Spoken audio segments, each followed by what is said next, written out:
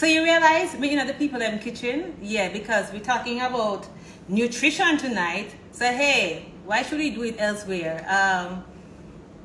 What's the topic tonight? It's nutrition. Let me put it up since I have some time and I'm waiting on some other person. I always have a problem with putting up. Let me see how I can do it now. Let's start nutrition. So that's my topic tonight. Let's talk nutrition. Because it's so important, but a lot of us don't really take it, don't really pay attention to it.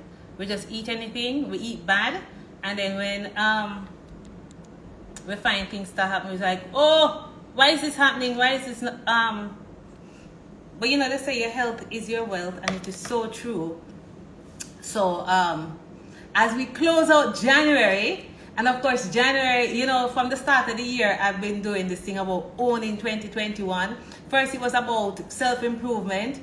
Then we went into, I think it was working out, exercising, etc. And then we looked at business, improving your business. And then last week was the bomb. I totally enjoyed last week's live where we looked at the issue of your finances and, you know, getting your personal finances in order.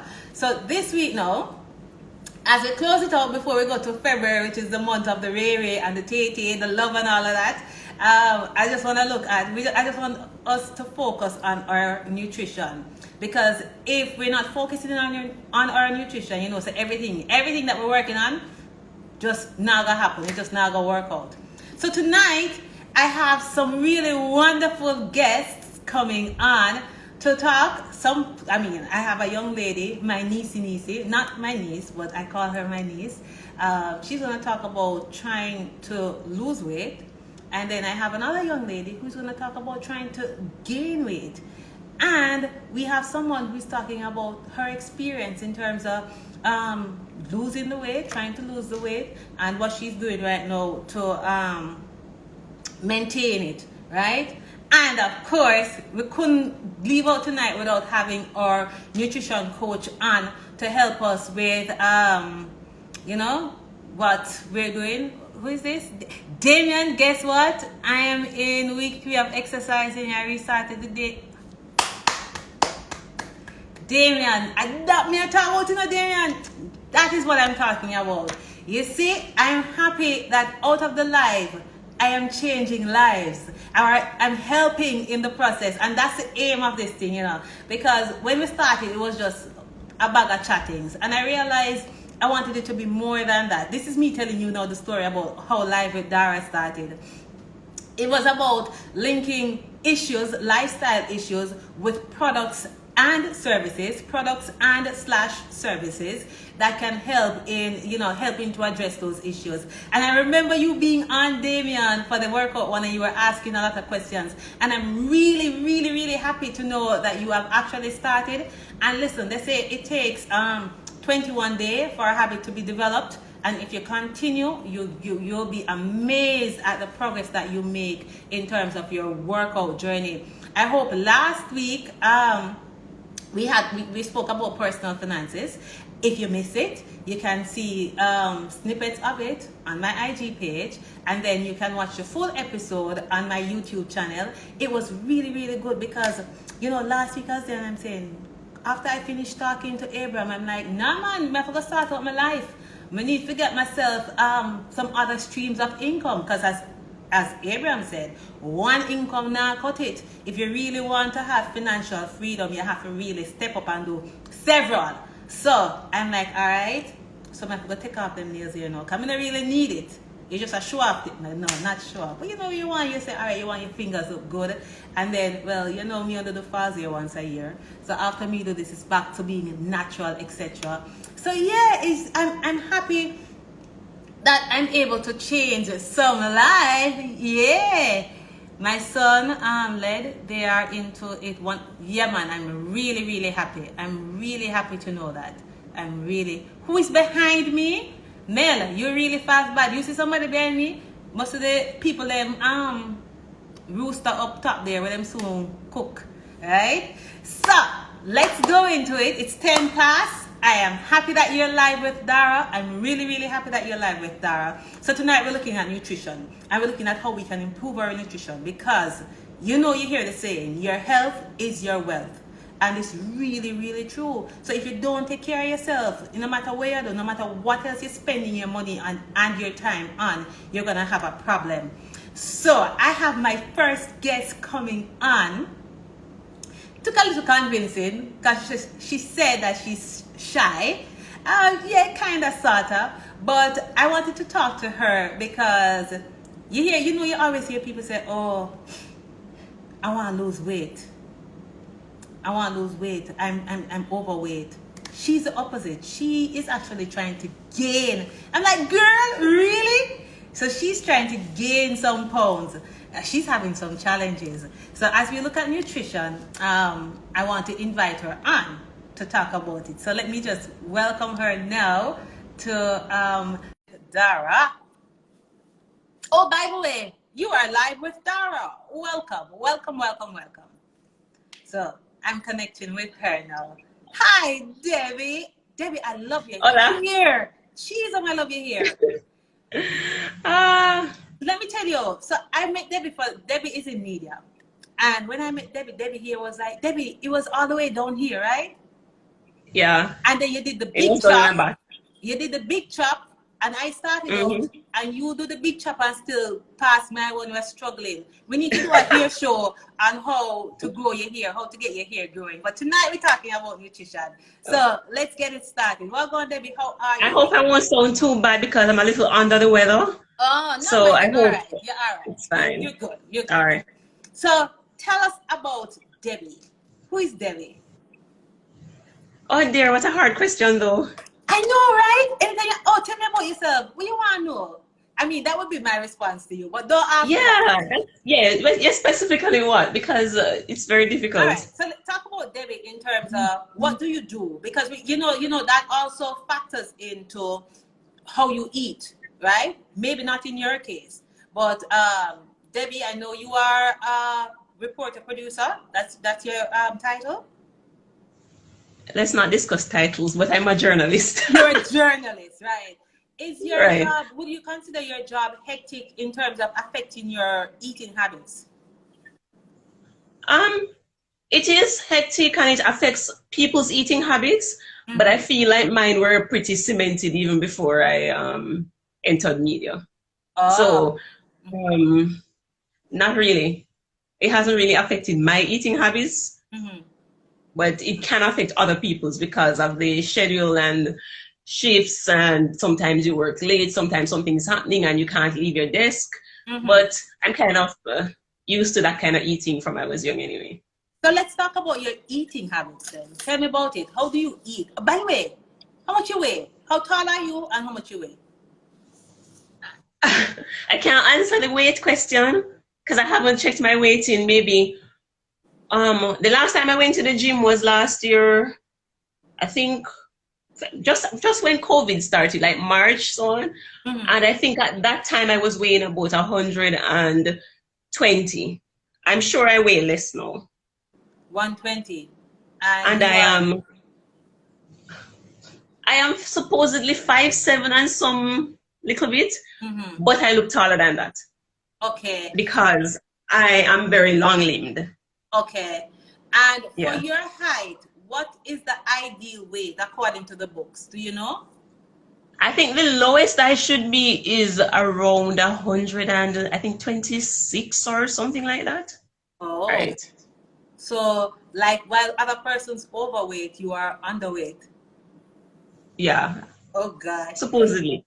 But I've always been underweight. So I don't know if I'm really underweight or if this is just my weight. Okay. All right. So I know you're trying, or you were trying. Tell us, you were trying to gain some. Why the move to gain some? Okay. Just purely that voice, just purely aesthetics, which is, I'm not trying to get super big or to get fat. I still want to be slim. I enjoy being slim. I've been slim all my life. I'm fine with that.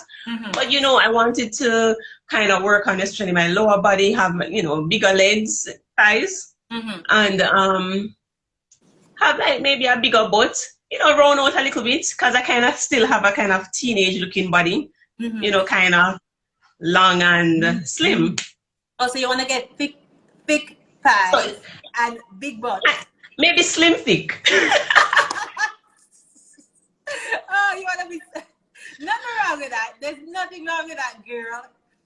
Right. So it's not like I'm trying to pile on massive amounts of pounds. Yeah. But the thing is, it's actually very difficult for me to put on even 5 pounds. What do you mean? Because, okay, first of all, let me tell you what my weight has been from what I can remember, from as far back as I can remember. When I started high school, when I was about 11 or 12, I was weighing 75 pounds. I think most people starting high school weigh more than that. And I started to gain weight. I was at basically that weight for most of high school, well, until about 4th form, and then I had a growth spurt. And I put on about 20 pounds by the time I was in 5th form. So I was still weighing under 100 pounds. But yeah.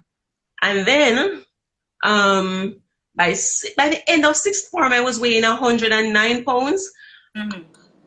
Usually fluctuates between 107 to 100 and maybe 10 sometimes. And then I weighed that until maybe about 2 years ago. 2 years ago? I was the same weight from high school until about 2 years ago. And I can still fit my high school clothes. Do you, well, you know, I know the answer to this question, but let me just ask you. You have people looking at you differently because of your, how your body is? Or do you feel like people are looking at you? Well, growing up in the 90s, of course, you're used to the kukum comments and the songs or whatever, all MAGA girl.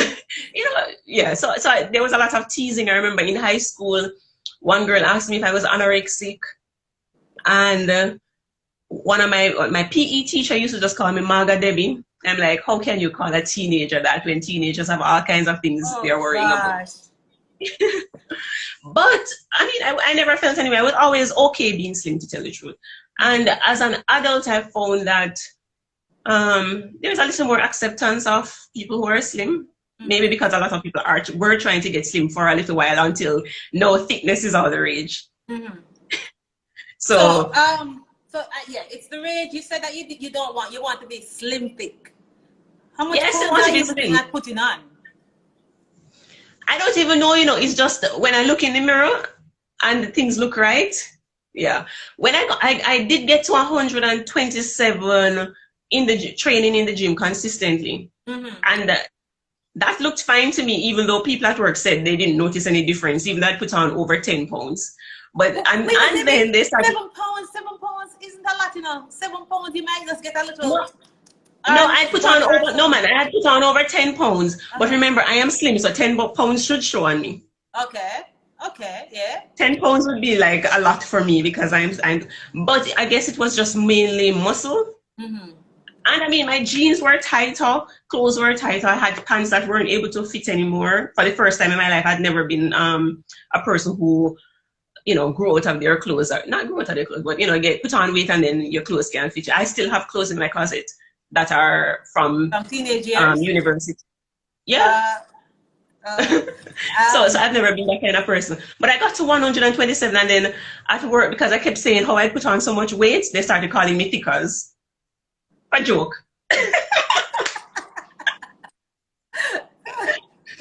You were telling me, you know, normally you have the girls trying to slim down to fit into that swimsuit and to look, you know, tight and right. You are telling me that with your body size now, you don't like wearing swimsuit? No, no. I don't really like wearing a lot of skimpy things, or if I'm just dressing skimpily, it's just like one part, like maybe a top, or, you know, and I don't really like showing my belly either, even though I have flat belly. So if you see me at the beach, I'll probably be in a t-shirt. What? Yeah. Tell me what you eat. Tell us about your eating now. What do you eat? Your nutrition. Okay. My eating habits, there's no moderation in it. It's extremely healthy and extremely bad. Both things. At home, extremely healthy. I don't have anything bad here because I feel like if I'm going to put out effort to make food, then I can't make food. That's bad for me. So I don't really have anything that's bad at home. I eat like a lot of vegetables, a lot of fish, mainly chicken. I mean, I eat rice and bread and all that still. I don't have anything that I've cut out of my diet, but I'm not really a red meat eater. I'm not like a big pork eater or anything. Just if I'm out, then I'll eat those things. But apart from eating healthily at home, the thing is, I don't really cook often. So that's where the bad eating comes in, though, because I buy a lot of food on the road, and that is always fast food. So KFC, like every day, or you know, Burger King, whatever it is, Wendy's. Yeah, that's what I eat on the road, which is a lot. But when I'm at home, I eat really healthily. So are you a cake, ice cream kind of person? Not really, no. And maybe that's why I don't really have a sweet tooth to that. I don't really eat ice cream that much. I eat ice cream, but I'm not one of those people who is dying to eat ice cream. Like, I can't tell the last time I had Devon House ice cream, like years. And I'm not a person who, I mean, I have about 3 cakes in the fridge right now. I have a cheesecake, coconut cake, and some Christmas cake. Oh, but it doesn't mean that I'm eating all of that either. So we were talking, and you said that you gained about 10 pounds, right? And what happened? What went wrong with those 10? I stopped going to the gym and I just lost it. You hear this, people? It took me a year to gain it took me about a year to gain the 10 pounds, and I lost it in about a month. No, really. So you see, you are actually the complete opposite to a lot of us, because we gain 10 pounds and stop for gym is another 10 come on, or another 20 coming on. You see what I'm saying? My nutrition coach, she's actually listening, and I want her to explain this to me, because we don't understand this. So where are you now along the journey? Have you given up, or you're continuing in your No, man, I need to figure out how to safely start exercising. I can't exercise by myself, and I'm not really trying to do a lot of cardio or anything like that, because I'm not trying to lose weight. So I need to figure out how I'm going to get back into the gym or work out at home. Yeah, but I was going to the gym consistently, and again, even though I say I'm trying to gain weight, for disclosure, I've always been a person who has been going to the gym and so on. So I'm not going to get fat. Although maybe some people still get fat eating the things I eat and going to the gym. But yeah, because I'll go to the gym and then stop and buy like a Wendy's shake. After. Yeah, because I'm not trying to lose weight. But Debbie, as we see the ice cream, we put on pounds. As we think no, the ice cream and the cake. I have never been able to understand that. I always feel people are exaggerating. Even when I saw it on movies, people would eat like 1 slice of cake and they're worried about it. And I'm like, what? You eat 1 slice of cake and worried about it? I think I have a fast metabolic rate. That's it. Listen, I had to when I get the Christmas cake, I had to like take a slice today and just forget some seeds and then take a slice, because you know, as you put that on, as I eat that, it just like it going in the hip and in the butt. Nowhere else. No, man, trust me, I can eat like I like Christmas cake, like the fruit cake. So like at Christmas, I can eat a whole fruit cake by myself. Yeah, I don't have a problem with that. I can do that. No. Why? The only time I put on weight, is I can remember when I was a teenager, I had a growth spurt and I put on weight, and I put on weight in the gym. And in the last 2 years, I think just by myself, I put on about 5 to 7 pounds. Is that how it is in your family? Like your mom? My mother used to be slim. She's not slim anymore. I mean, she's slimming down now because she's exercising, but yeah, she can put on weight. My father was slim the whole time I knew him. I don't know if he had any weight before I was born, but he was always slim. My brother is probably even skinnier than I am. Oh, So it's hereditary. Okay. All right. So And he eats around the clock. He eats around the ah, clock and he eats anything. boy, Debbie, Like you he has to gotta give wake me up in some the of that. night to eat. Eh? He has to wake up in the night to eat. He wakes up every night and eats. Do you do that? Do you eat like? Do you wake up like late nights and eat and No, I'm what not going to happens? wake up and eat, but I mean, I'll eat late. If I'm coming home from work, I'll probably stop at KFC and buy something, Uh-huh. or I'll just eat. Like I feel for some cake, I'll eat that and go to my bed. I don't have an issue about when I eat things. The only reason I eat healthy foods is because I feel like it's good for you. So if I say I'm on a diet, it doesn't mean I'm restricting calories. It just means I'm eating more nutritious things. So I'll probably still eat all the bad foods, but I'll just incorporate more vegetables, more, more Mm-hmm. good fats and so on. What would you like, as we wrap up, what would you like to happen in terms of you, nutrition-wise, in terms of meeting your goal, in terms of weight gain? What would you like to see? I mean, I think for me, I think I don't know that I'll be able to put on weight without being in the gym and really, oh, and also when I'm in the gym, I do eat even more. I have to eat more. I have to eat a lot or I'll be fading. Yeah. So I eat a lot when I'm in the gym, and so I'm getting a lot of calories, and I'm working out hard as well and building muscle. When I was in first year at university, I did put on some weight to playing football. It's so funny. It's only when I exercise I put on weight. Yeah, I started playing football and I put on a little bit of weight like during the season, and as soon as the season was over, it was gone again. Because we were working out so much. No, so you are built in the reverse. You're built in the, I guess No, you. I think there are other people like that who struggle to put on weight. I think if you have like a certain kind of metabolism and certain type of, I guess, genetic makeup, it's kind of difficult to put on weight. And I know some people are like, oh, it's not difficult to put on weight. I think it's actually, this is bad, but I think it's actually more difficult to put on weight than to lose weight. Because I feel like you can always, I feel like when I'm in the gym and I see people trying to lose weight, if they're consistent with their workout, they lose weight. If I'm consistent with my workout, I don't necessarily gain a lot. Like somebody who is overweight, they could go to the gym even for a month and see results. I can't see results I've never seen results in a month. Wow. And you say it took you, what, 1 year to gain 10 pounds? 1 year to gain 10 pounds. All right, Debbie. And lost it in a month or less.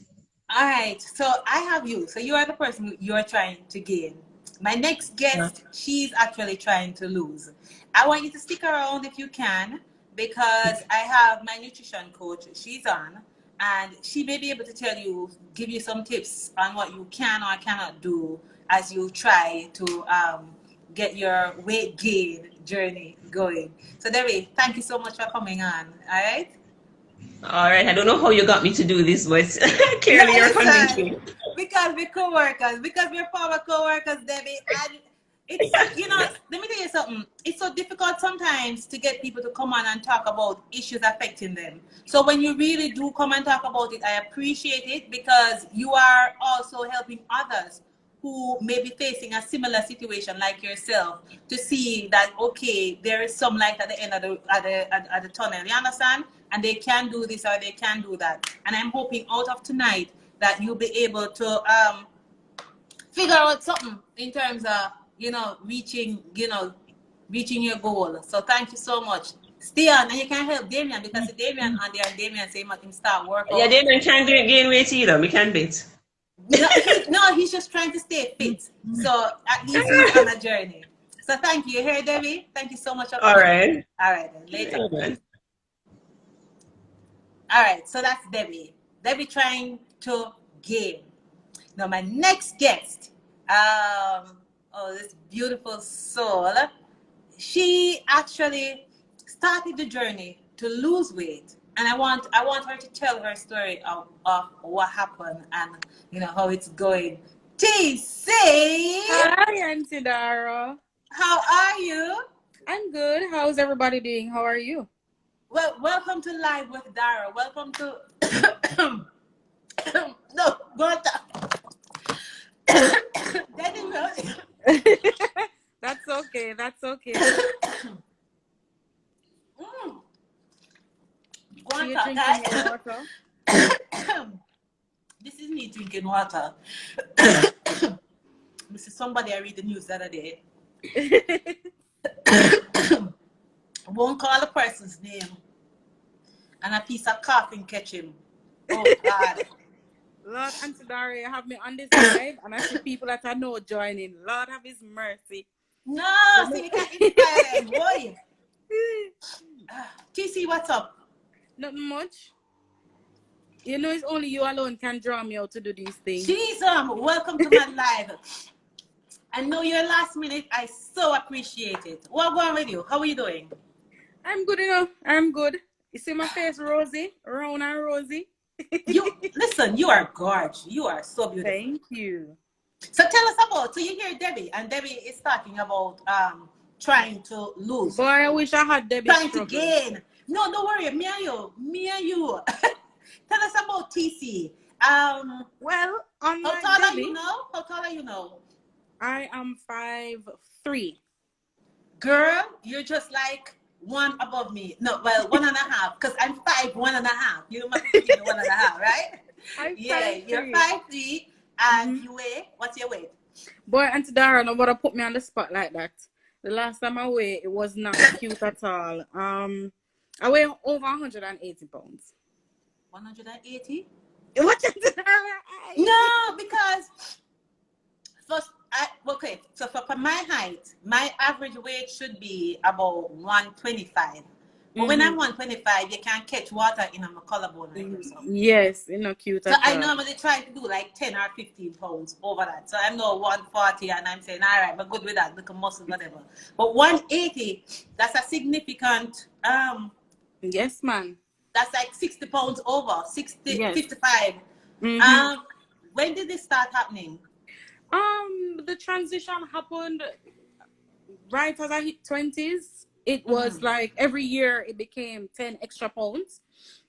And no matter what I tried, there was a time when I was in Fit Farm. I saw you had your niece last week and her best friend's mom's gym. I was at Fit Farm, have year membership. I was active there, did everything, you know, did the diets, did the pills that's supposed to curb your appetite, but it just never worked. So right about now, I'm comfortable when everybody say, oh, yes, man, the fluffy girl. Yeah, man, me that. She thick. Yep. Because right now, I just can't bother to figure it out anymore. Jamaicans say everybody thick. You know that, though? Yes. Because me and walk on me here thick as, and me say, I need them attack. I need them attack. At the hip and bottom, man. Yeah, once I you have realize. the hip So and bottom, you know what? You can't listen to that. You really can't listen to that. So, yeah. So, are you concerned, though, about your weight in as it relates to your height? Well, yes, naturally, but at the same time, being concerned, at one point it would have consumed me and how I was feeling, how I was watching everything. I wasn't comfortable in my clothes. So there were conversations I would have with my friends, and I'm just like, I'm not going anywhere because I don't have nothing to wear. But right now, I find where I'm actually buying clothes to fit my body type. So I've evolved past thinking about what can I do, because as I said, it's a struggle. It's something that I've spoken about, something that I've tried. I do the gym thing, I did the exercise, I did the jogging thing, I did the diets, have big blender and food processor, so I'm going to do shakes, sign up and all sorts of things, but it's just not working. And I think a big part, you know, as a woman, it's also hormonal. So there are certain things that I just can't fight. And in acknowledging that I can't fight it, sometimes you just have to know that you just eat healthy. Because if I'm being honest, I don't think I eat very unhealthy. Like when I'm at home, I cook my meals. I use my coconut oil. You know, I use my fresh vegetables and my seasonings. I don't use a lot of oil. I really do prepare healthy foods. So as Debbie said, when I eat unhealthy is really when, like, I'm on the road. And even then, I'm kind of conscious. I'm the person around the table to say, boy, this have enough MSG or this oily. Oh, you watch that? You watch the labels? Yes, I do. And when I go in the supermarket, I pick up my tin foods and say, I'm not buying this because it have MSG or it have this amount of fats. I do all of that. Still, you know, I do all of that. But still, here I am. See? Oh. And my friend is on the chat to say, you're a healthy chef T. Because I really do, I'm a health buff, when it comes down to my food. So right now is just understanding that maybe this is me.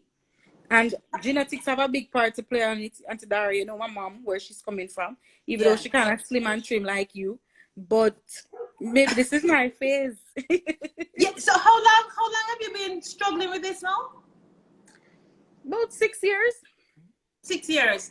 And you say instead of getting better, it's actually getting worse? Yes. In terms of my weight gain. So let's talk about a day in the life of TC as it relates to what you eat. So you wake up, what do you eat? I wake up, so this week I woke up and I had toast bread and avocado spread, pear. I spread my pear on my bread. I don't drink juice. I don't do sweets at all. So I don't do juice. I do cake and ice cream probably once every 2 months. For lunch, I'll have, I don't know, some probably stewed meat, some stewed chicken or some cooked down chicken. I don't eat out much. I don't eat lunch out much. Yeah, I'll have rice, but again, what's the latest you eat in the night? What's the latest you normally 7 o'clock latest. But you're doing everything right, according to the book. Because exactly. They say don't eat after 6 or 7 o'clock. Eat healthy, eat your vegetables, doing all of that. Eat fruit. I don't drink sweets. I don't drink any juice. Yeah. So, okay. So you have this now for 5 years. So what's in going forward? How are you going to address the situation? I know for a fact that I'm not 100% healthy, but I'm not the most unhealthy person. So mentally right now, I'm not at the mental capacity to address it as yet. Maybe I give myself a little. I'm trying to adjust to what I am right now, because I know that if I sit and think about it too hard, I'll get overwhelmed. So right now, it's really just to just continue to eat healthy and see what happens. When I do exercise, sometimes I feel ill when I exercise, but I do try, if I do my jogging. It hasn't been consistent, as I said to you, because, boy, I'm just saying, what, it is what it is right now. But yeah, that's my situation. Why? So I said my nutrition coach is on, and I hope, because, as you say, it may be hormonal, and maybe that's the issue right there. Because if you're doing all of this, because I tell you, when I want to do some, I'm just going to eat whole heap of vegetables, fruits, vegetables, and little protein, and it just go. And even that, Auntie Dara, imagine going to Wendy's and all you eat is them salad. Yeah. So we need to know. So yeah, the issue here wants sort out. So you're not giving up, right? No, as in it's not something that you give up, but as I said, for mental fortitude, as you put it, sometimes you have to give up that fight give it a break, because if you keep on fighting yourself, sometimes you really would go in a depressive state and you don't want to put yourself there. So sometimes it's really accepting that, all right, this is where I am now, and I'll pick it up next month ago when I'm in that mental frame of mind. But right now, to kind of prevent yourself from going down that rabbit hole, you do your thing and you go and live your life until you're ready again. At least, yeah. But I like at least that you're at that space. You're you're in that frame, because so it can really depress some people to the point where they decide to just lock away themselves and not be. So I'm happy that you have found self-love, and you put that first before everything else, and you go through. So TC, let's see if we can find a solution for all of this. Let's stay on and listen. Yes, please. Thank you so much. As we know the last minute thing with this one, and I thank you so much because what happened. Other persons, it's not me. Other persons are having the same issues that you are having, and you are positive in your thinking, in your mindset. others might not be so. So let's try and help them to see how we can make them feel better. Yeah, man. Thank you so much for coming on. You're most welcome. Thanks for the invitation, Auntie Dara. Anything yeah, man. Take care. All right, bye. So you heard TC's story, and you see it's two different. So Debbie trying to gain, TC trying to lose. Boy, let's see now. So I have my friend. She was on about 2 weeks ago. Kristen, where are you? She was on, and I remember talking to her because I remember Kristen saying, boy, she had to get into the gym when she went to the doctor, and she saw her weight, and that forced her into the gym. Hi, Kristen. Hey, Dara. Jenny, let me go further. Jenny didn't have baby yet. I thought you were gonna tell me that. Sorry, this is just a side note. My Jen is on, and she's in labor, and I don't know what she's doing on live. Jenny, just put inside there if you have baby yet, okay? And if you're recovering and talking to me. Kristen, so nice to see ya. How are you? Hi, my beautiful friend. Hi. Listen, normally would I have the glass, but it's because we're talking about nutrition. We decided to, in honor of nutrition, water.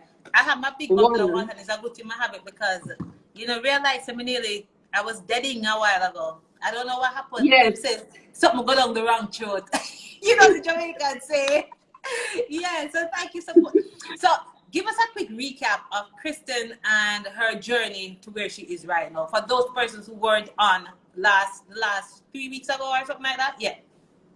Yeah. So Kristen lost some weight. Kristen, you look good. Okay, so the last time we were on, we were talking about exercise. So I was talking about how, you know, I started getting into fitness and I was able to lose weight. I did mention the nutrition aspect, but that wasn't really the topic that week. Yeah. But I think that nutrition played a huge role in my weight loss. And I mean, normally if you talk to any fitness trainer, they will tell you it goes hand in hand, 50-50 or 80-20. Yeah. I remember though, the last time I was on the show, if there was anybody who was there, I had mentioned that picture. That was my moment that I realized that, Kristen, you need to do something, right? And I said this week I wanted to make sure I showed you guys the picture. So I have it right here. Before you show us the picture, how tall are you? 5'7". And your average weight should be? My average weight should be, I think somewhere between like 150 and 160. And right now I'm 156. Oh, so you're within that. Okay. Yeah, I'm within the range. I don't know if I can stick to this average weight thing, you know, Kristen, because as I tell you, when I gain in the hip and the butt, right? Hips and I gain in the stomach. Oh, and that's my problem. It's butt, hips, and then stomach, right? Mm-hmm. When I lose, it's up here, so you can see it up here. So you know we call it your collarbone, where you can catch water, right? Mm-hmm. So it's like what were you seeing in terms of your weight at the time versus where you should be? How heavy were you? So the highest that I was, and I can show the picture right here. Yeah. The highest I recall being, because after a while I stopped weighing myself. Hold on, let me see how best to show you this now. Sorry, not that tech savvy. So this was the day I was sitting in the doctor's office. Mm-hmm. And on this day I weighed 188 pounds. Wow. That's like and this is the highest. At this time I wasn't weighing myself. Mm-hmm. Because I didn't want to go on a scale. I knew I was overweight. Mm-hmm. I didn't want to weigh myself. So, you know, when you go to the doctor's office, they mandatorily weigh you. So I can tell you that on this day, I weighed 188 pounds. And that's the highest that I know I weighed. I probably was above, but I don't know because I never used to weigh myself. Mm-hmm. So this was my moment. If you look, you see all of this here. This was where my body fat was concentrated. In your belly. Yes. And your bottom, Kristen, you don't have the bottom. I see that, look at bottom right there. Yes. So this is my after, guys. Ooh, when I decided to do something with my life. So. In that after, what was your weight in that after? Well, this picture, to give it a timeline, this picture was 6 months after I started eating clean. 6 months. This is October. I started eating clean in April. And this is 6 months after I started eating clean and exercising. And around here, I think I was probably maybe like 162, 163. In that one? Yeah. Oh. Okay. And this was in 6 months. So I lost, like about 20, 25 pounds, I would say. Like I said, I did stop weighing myself after a while, so I can't tell you where I started out at. But I know the highest that I know of was 188. And okay, so they say nutrition, and it is so true. Nutrition is so important. It's like I say about 85% of in terms of when you do the whole weight loss thing, nutrition plays an integral role. It's like about 85%. Let's talk about you getting into that nutritional space now. Okay, so the last time I was on the show, the last time I was on the show, I said how I started was when I moved, and I'm setting this up because I'm gonna show you like what I eat and stuff. When I moved into a new home, I had an empty fridge, I had an empty pantry, and I decided I'm not bringing in any junk, any processed food, anything that I'm not supposed to be eating. I'm not bringing it in the house. And so I started eating clean before I started working out. And between that period, I lost 10 pounds on my own. And this is without doing any form of exercise. So I lost 10 pounds within like the first 2 to 3 months. And then I started exercising, and then the weight just fell off. Like I just went down all the way down. What do I eat? Like I said, it's heavily plant-based, not vegan, it's plant-based. So I eat a lot of fruits and a lot of vegetables. I eat vegan meals sometimes. Right now, vegan meals, vegan. So completely. But I also eat fish and I eat eggs and dairy sometimes. I don't really buy it, but if I go out, I might order something with cheese on it or whatever, but I don't bring it into my house. Okay. And let me show you, because I did a little setup here so I could show you, because when I tell people I don't eat certain things, they say, well, Christine, what do you eat? And it is not a restrictive diet. Okay, once I figure out how to turn around this here camera. And while you figure, so I'm gonna show you, first of all, what I drink. This and only this. Water. I try to drink a gallon. As you see today, I'm not doing so well because I wasn't home most of the day. So yeah, I was drinking water on the street. But most days I finish it. Some days I don't. But I fill this up every day. Sometimes I add my lemons. So I bought some lemons today. So I'm putting that there. So that is what I drink. For breakfast, I'll have almond milk with oats. And I'll put fruits in there to sweeten it. So I have my banana and I have my blueberry. And I'll have ginger tea sometimes in the morning if I feel for it. Sometimes I'll have eggs. And I call it loaded eggs because I put a lot of vegetables in there. So I'll put tomato, I'll put mushroom, I'll put spinach. I'll put sweet peppers if I have any. I didn't buy any today. And then sometimes I make... Hold on. So with that, right? With the eggs, you don't do anything else. You don't do the bread or the... No, I'll have like sweet potato with it or plantain. I don't eat refined carbs, so I don't eat like bread and that type of stuff. Oh. Yeah. Okay. So, but by the way, people, Kristen is in foreign, you see? So no, you see the plantain. You see the plantain. No, so Kristen, you're talking, so we have to, I know you're telling us your thing, but I just wanted them to know. Because I'm gonna ask Janelle about this in terms of, people talking about eating healthy is so expensive. So I just want to. I'm going to touch on that. So I'm just giving you a very quick run through, and then I'm gonna touch on that. Okay, go ahead. So sometimes I have smoothies, frozen fruits, and greens. So that's breakfast. For my snacks, I have lunch. I have nuts. Nuts, I'll have apples, and I have it with like almond butter or peanut butter, and then fruits. Apples with peanut butter? Yes. But when I use the peanut butter, make you get fat. Well, I use the unsweetened. So this one here that I use has no sugar or salt. Oh, okay. Yeah. Okay. It might cost a little more than the normal one, but we'll get into how to shop on a budget. Okay. And I'm happy that I found this today.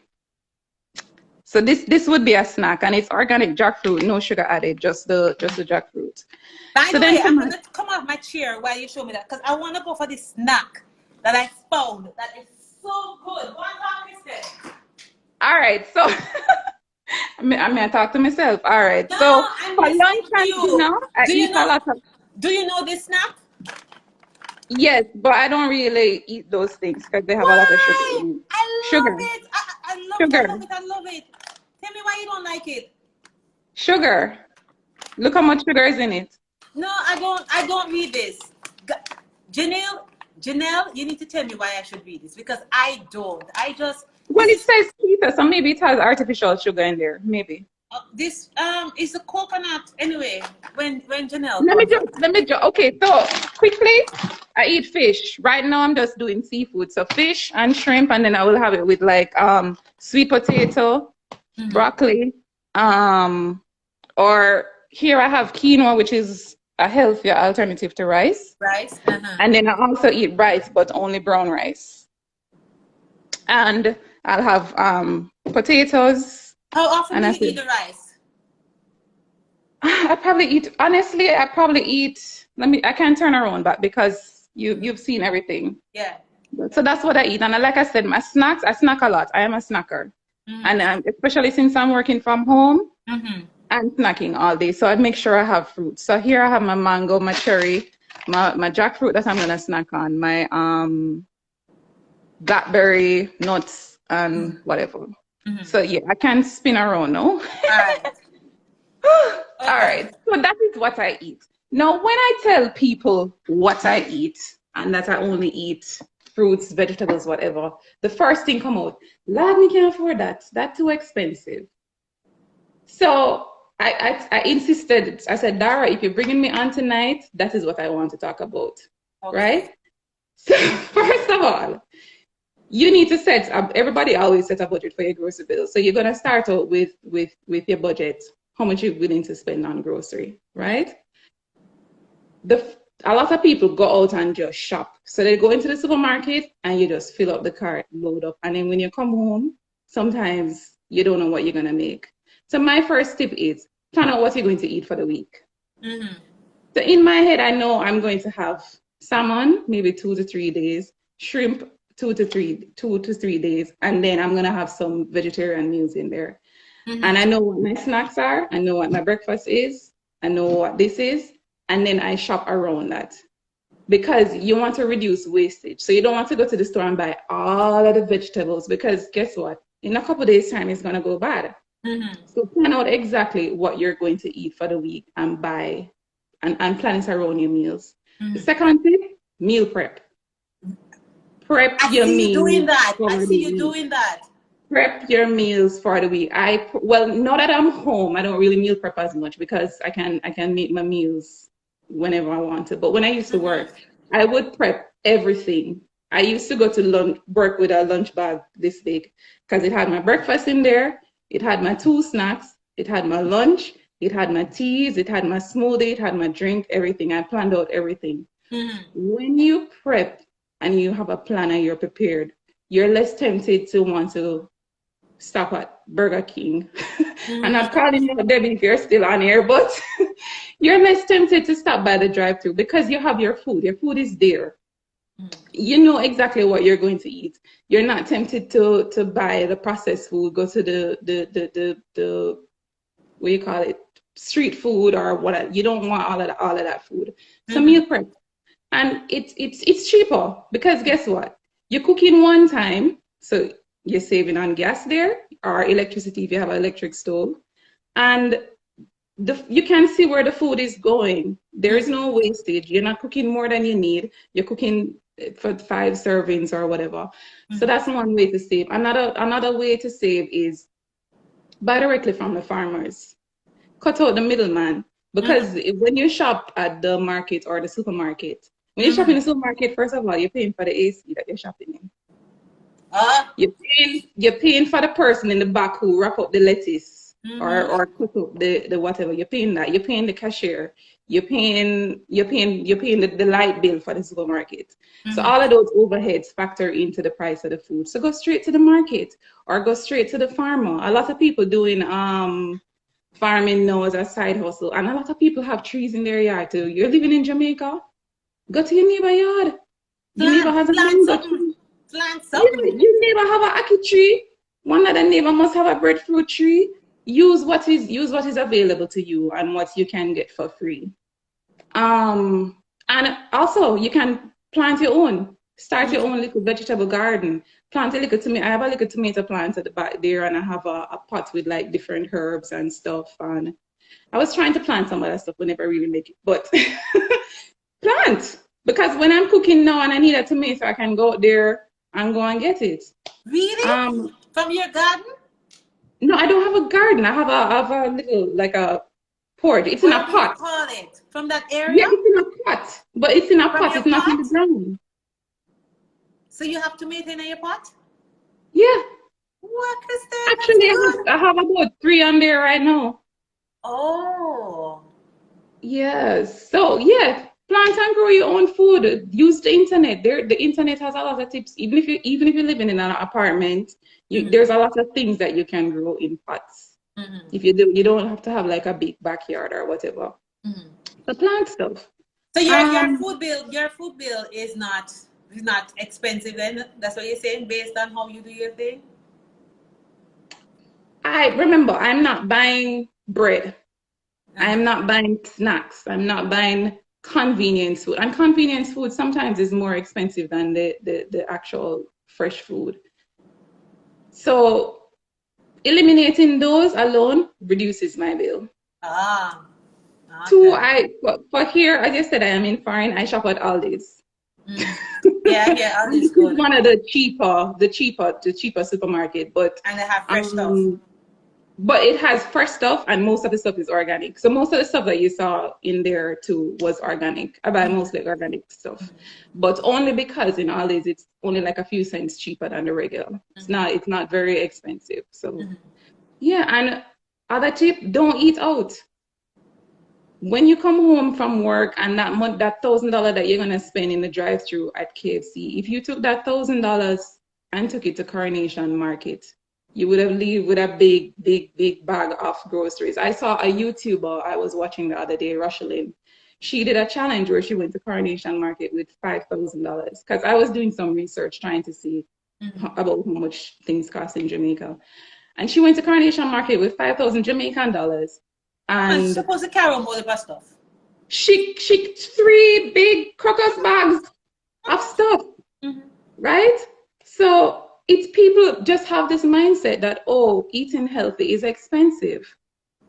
And because of that, it just creates a block. So like I said, even the last time, mindset is very important. If you tell yourself it's going to cost you more, say you're just not even going to explore that option, then you won't even know. So I see a lot of people, even when you had asked the question, a lot of people were saying, oh, I'm trying to eat healthy, but I can't afford it or whatever. If you tell yourself you can't afford it, there's a saying that said, whether you think you can or you think you can't, you are right. So if you tell yourself that you can't afford it, then you're not even going to try, so you're not even going to know. And like I said, I know a lot of my stuff was like not local stuff, but you're living in an island in Jamaica where every 10 steps you go, there is a fruit tree, even in town. Because I lived in Kingston for a while, and my neighbors had ackee tree, my neighbors had breadfruit tree, my neighbors had this and whatever, and we would all share stuff. So just use what is there and available to you, and plant your own if you have the space and the time. Yeah. Another thing I wanted to mention too, your niece that came on before you kick me off. You kick me off. Yeah, so your niece was talking about hormonal issues. I have hormonal issues too. I actually have a condition that predisposes me to diabetes and being overweight. And I think that probably contributed to a lot of my weight gain as well. Hold on, 1 second. So Nikki's saying when you get to that certain age, leave out the box food, the heavy hard food in the morning for leave all the Yes. box food and the heavy hard food in morning. So you're saying have the heavy hard food in the morning? Because I always hear them say, eat like a king for your breakfast. Then what you say, a Queen for queen? lunch. Yeah. And a princess Okay. for dinner. Yeah. Okay. And that's how I eat too. I eat, well, it depends. Some days I eat a light breakfast, some days I eat a heavy lunch. But my heaviest meal is usually lunch or breakfast. I eat very Okay. light. I eat very light at night. But Most you know, a times lot it's of people do the reverse though, because a lot of people, them just think that dinner a lot of people must eat be breakfast. Yeah. heavy. It must be, your plate must drop out of your hand. You see what I'm saying? Yeah, a lot of people skip breakfast, and then what happens when you skip breakfast? Your body is like almost in starvation mode, and it just wants carbs. It wants bread. It just wants fries, and it wants all of that heavy food. And that's one of the things. I don't allow myself to get hungry. Oh. So that's why I snack in between meals, and I start preparing. I'm home now. I start preparing my lunch before I start getting hungry. Because if I wait till I'm hungry, my mind, my brain is gonna say, you know, I need this carbs that's gonna give me this energy quick, because my energy is depleted now. So I eat even if I'm not hungry, I still eat. I still have my salad Really? because I know that my body needs the nutrients, and I know it's lunchtime now and I need to eat. Janelle? I don't wait We until my body starts starving. Okay. Because if I do that, it's gonna want bread, it's gonna want heavy foods and all of that. And one, it's not in my house anyway, so. Yeah. I love bread so much I had to just stop buying it because if I buy it, and me alone I go start it out. So let me just say, you know what? Exactly, and that's the thing too. That is the thing too. Because I live alone, I can't buy things like ice cream or cake because if I bring it in the house, it's just me. And I'm gonna end up eating the whole tub of ice cream. I'm gonna end up eating the whole loaf of bread. So I just don't bring those things home. If I go out, I'll have it. Like I said, I don't have I said on the previous show, I'm not 100% restrictive. I still have things that I like. It's just about moderation and treating yourself every now and again because your diet has to be sustainable. So Do I like you ice consider cream. those like cheat days? Cheat days? Not a full day. I don't have a full cheat day. I don't have a full day where I go all out. Well, yes, actually, during the holidays, I was just eating whatever I wanted, and which is why this since January, I've just become super strict with how I'm eating. Okay. But I don't have like a full cheat day. I'll have like a cheat meal or a cheat snack. Call it that. All right, Kristen. Yeah. All right. I mean, listen, you are training. Let me see if anybody. Oh yes, somebody says yes. I didn't want to talk about this, but somebody says you can't afford to eat well, but you have on the latest nails and hair and clothes. Yes, it's all about priority. It's all about priority. True. Yeah. With everything. What is the priority? All right. So, you want to go through the comments? Because I want to get my nutrition coach on now because she's been commenting in the thing, and I want to follow up with her. All right, you have to cut me off because I don't know how to. I say Nikki is also saying that you have 5 small meals per day. I don't do that. I have like my thing is porridge in the morning. Well, no, a salad in the afternoon. And then some fruits in the evening. I don't know if it's the right thing. It's working for me. I don't know if it's the right way to go about it. But I'm going to find out from her. But Kristen, you are on your way to being a fitness coach as well as a nutritional coach. And you're seeing this transformation over what, 4-year period? No. It hasn't been that long. Remember, I told you I saw results within like 6 months. I'm talking about you from your journey. Started? Yeah. No, I started 2019, so it hasn't even been 2 years yet. And you're like this now. You're preaching. That's good. That's really, really good.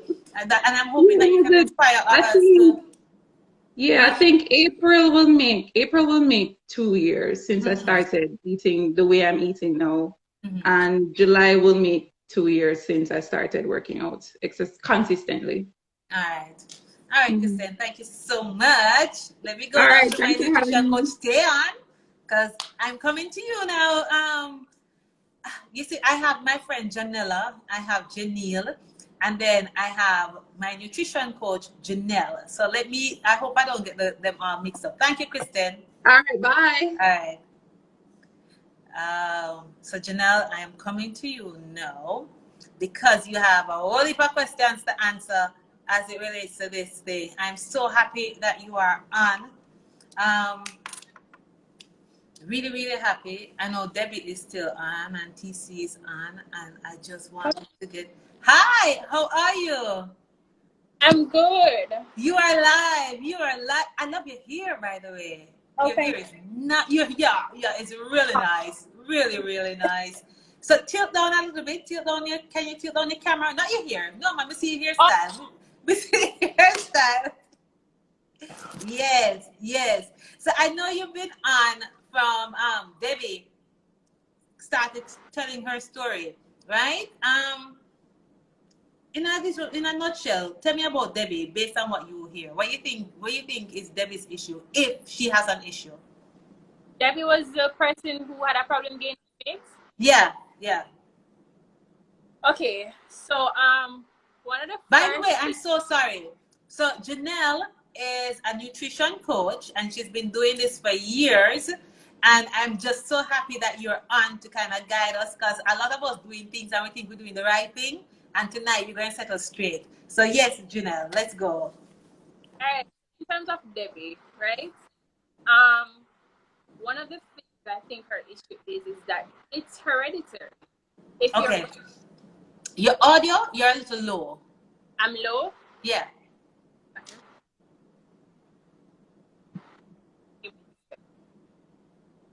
I don't know if the phone is. Talk again. Let me see how you stay. Hold on, let me.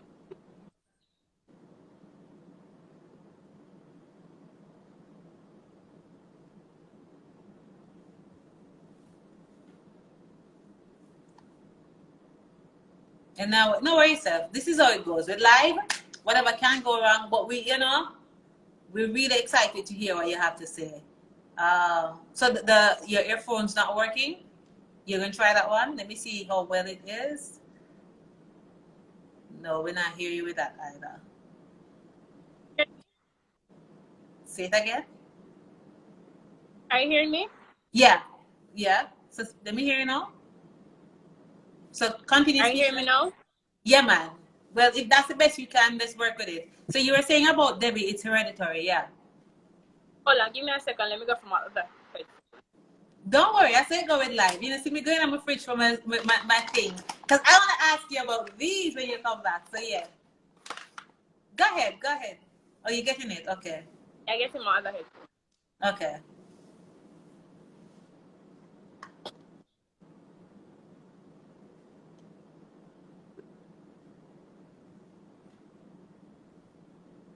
Sorry about that, guys. So sorry. It's all right. We want to hear the information.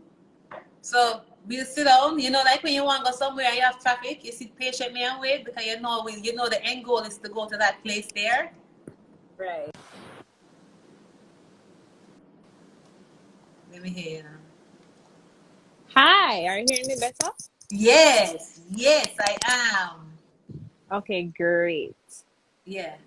So, in relation to Debbie, she did say that her brother is slimmer than her. And she said that her dad is also slim and her mommy was slim. She gained some weight and now she's losing it because she's been exercising. So I think one of the major issues for Debbie is that it's in your genes. You know, if everybody in your family is slim, it's going to be hard for you to gain weight. But what a lot of people don't know is that as you get older, your metabolism actually slows down. So that's one of the reasons why her mom was able to put on the weight. So the thing is, and by the way, guys, if you have a fast metabolism now, thank God. That's a blessing. Because trust me, when your metabolism slows down, it's the hardest thing to lose weight. So in terms of some, just some tips to gain for weight. Debbie, in terms of some tips for Debbie, is there what can she do to help her in terms of the weight gain? Okay. So she has to eat in what you call a caloric surplus. And calories are basically, you know, the energy that you get from food, right?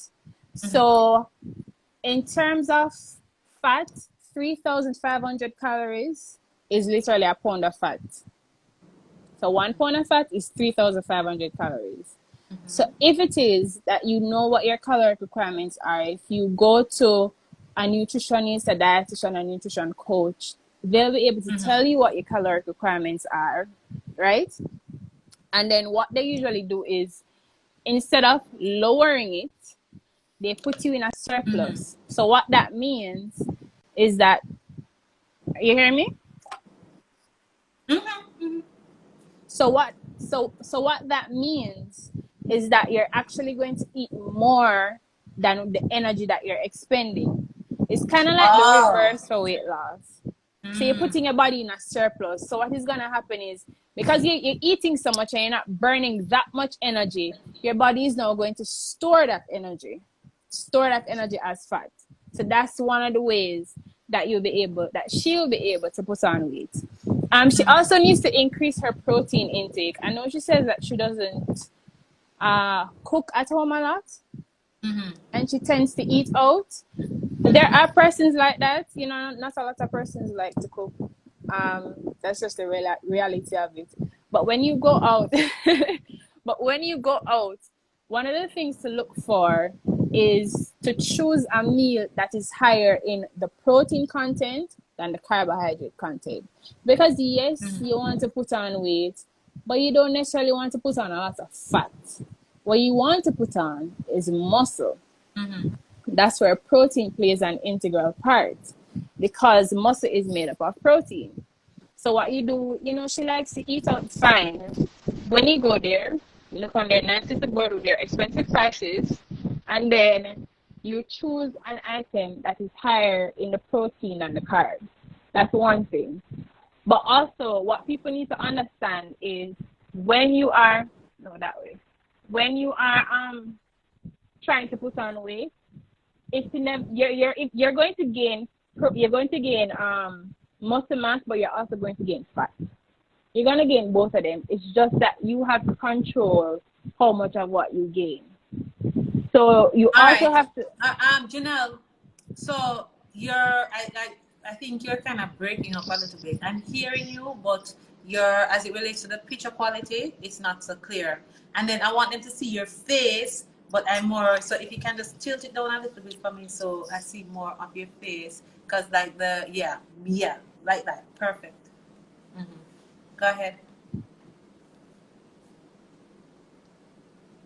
Are you hearing me better now?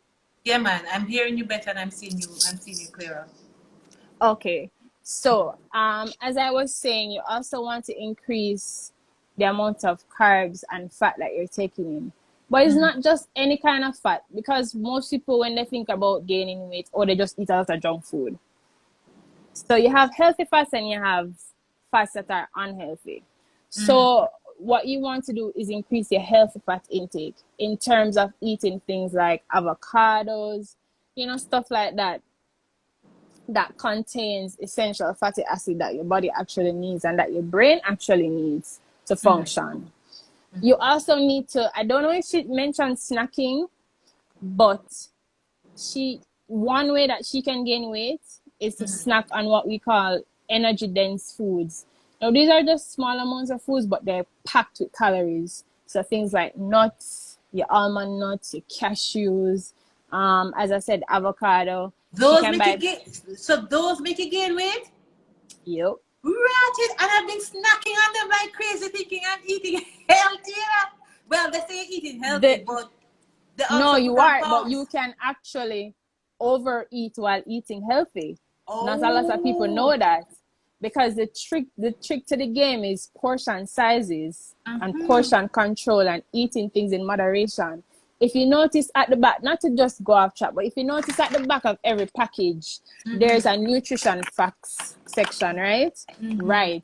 And if you look, it shows you how many servings actually comes in the package. Now, we as Jamaicans, we're not looking at the serving size. I don't. Girl, sometimes I have 3 servings in there and I eat the 3 servings at one time. One time. Even though it's cashew, even though it's healthy, and it says servings 3, you eat it one time. So you can actually overeat and eat healthy. I know, because this says the serving size is 16 and I ate this 2 times. Which so means that you should have gotten 16 servings out of that barrel. Okay.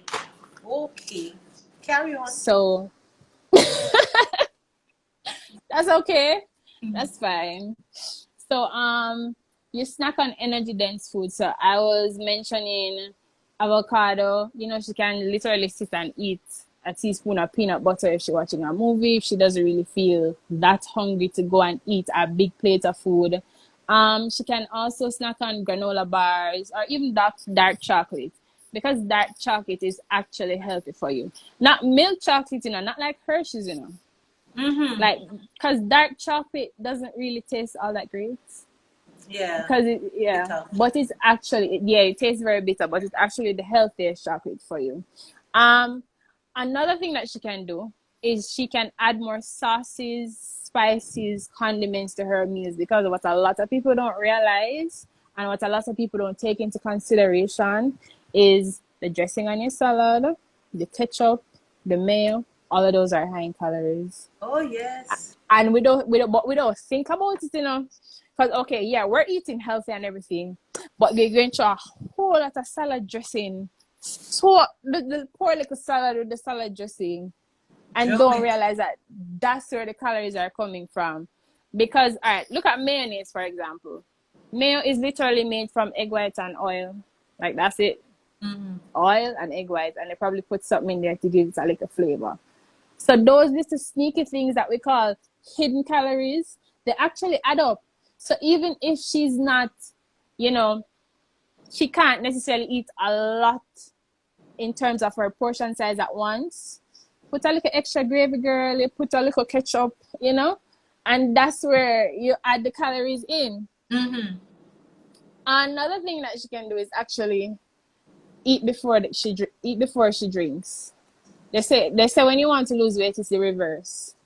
When you want to gain weight, you eat before you drink. Because what happens is, when you drink, you're filling up your stomach with the water and the juice, so there's not really much space there for the food. So by the time you start eating now, your belly already full and you're like, but I was like starving a minute ago. What happened?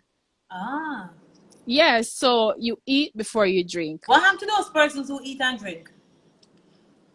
That's fine, but if you are eating and drinking, ensure that you're eating your protein first and your vegetables last. Because that's for weight gain, you know. Because what happens is vegetables have what people would call roughage, which is fiber. So it fills you up. So just like remember, you're already drinking, you know, so you're already filling yourself up. But if you're eating the vegetables first before the protein and the carbs, the vegetables is literally just filling up your stomach. So you're gonna feel full, so you're not gonna really finish the meal. So if you eat and drink, ensure that your veggies you eat last. You eat your protein first, your carbs, and then your vegetables last. Okay. All right. So what about she did mention that she started going to the gym, right? And that's one of the most important things to do when you're trying to gain weight. Because remember, you want to gain more muscle mass than fat. So when you strength train, what actually happens is the weights that you're lifting, your body is not used to that pressure. So it actually gives your muscles some little microscopic tears in them. Like your muscle literally tears. So what happens is when you intake your protein now, the protein is what actually helps those muscles to repair. But the thing about it, you know, when the muscles are repairing, them getting stronger and them getting bigger. Because at this point, the muscle is saying, oh, you're not going to attack me with the weights I'm in already. Because our body has this whole fight or flight defense system. So what happens is the muscle gets stronger and it gets bigger. That's how people build muscle. She said she wants to be slim thick, right? So, and that's why as you go along, you have to increase the intensity of your exercise and you have to increase the weights. Because remember, your muscle is now bigger and your muscle is now stronger. So your muscle is now used to that weight. Like this muscle is, your muscle is saying at this point, you need to show me what you got. Like bring it. So that is why you increase the weights. And the heavier you go, the more protein you're gonna need to repair those muscles. So that is why, increasing the protein intake is so important, and strength training is so important when you are to gain. But I also right. but I also hear the same thing if you're trying to lose. Yeah, it is it is the same if you're trying to lose. The difference is when you're gaining, you're in a surplus, right? When you're losing, you're in what is called a deficit, which means that you're taking in less than what you're burning. So while you are putting on muscle, you're losing a lot of fat as well, because when you exercise, your metabolism goes up. And I think she mentioned that when she goes to the gym, she gets really hungry. Right. So, did she? I don't know. Debbie, did you? That's her down there.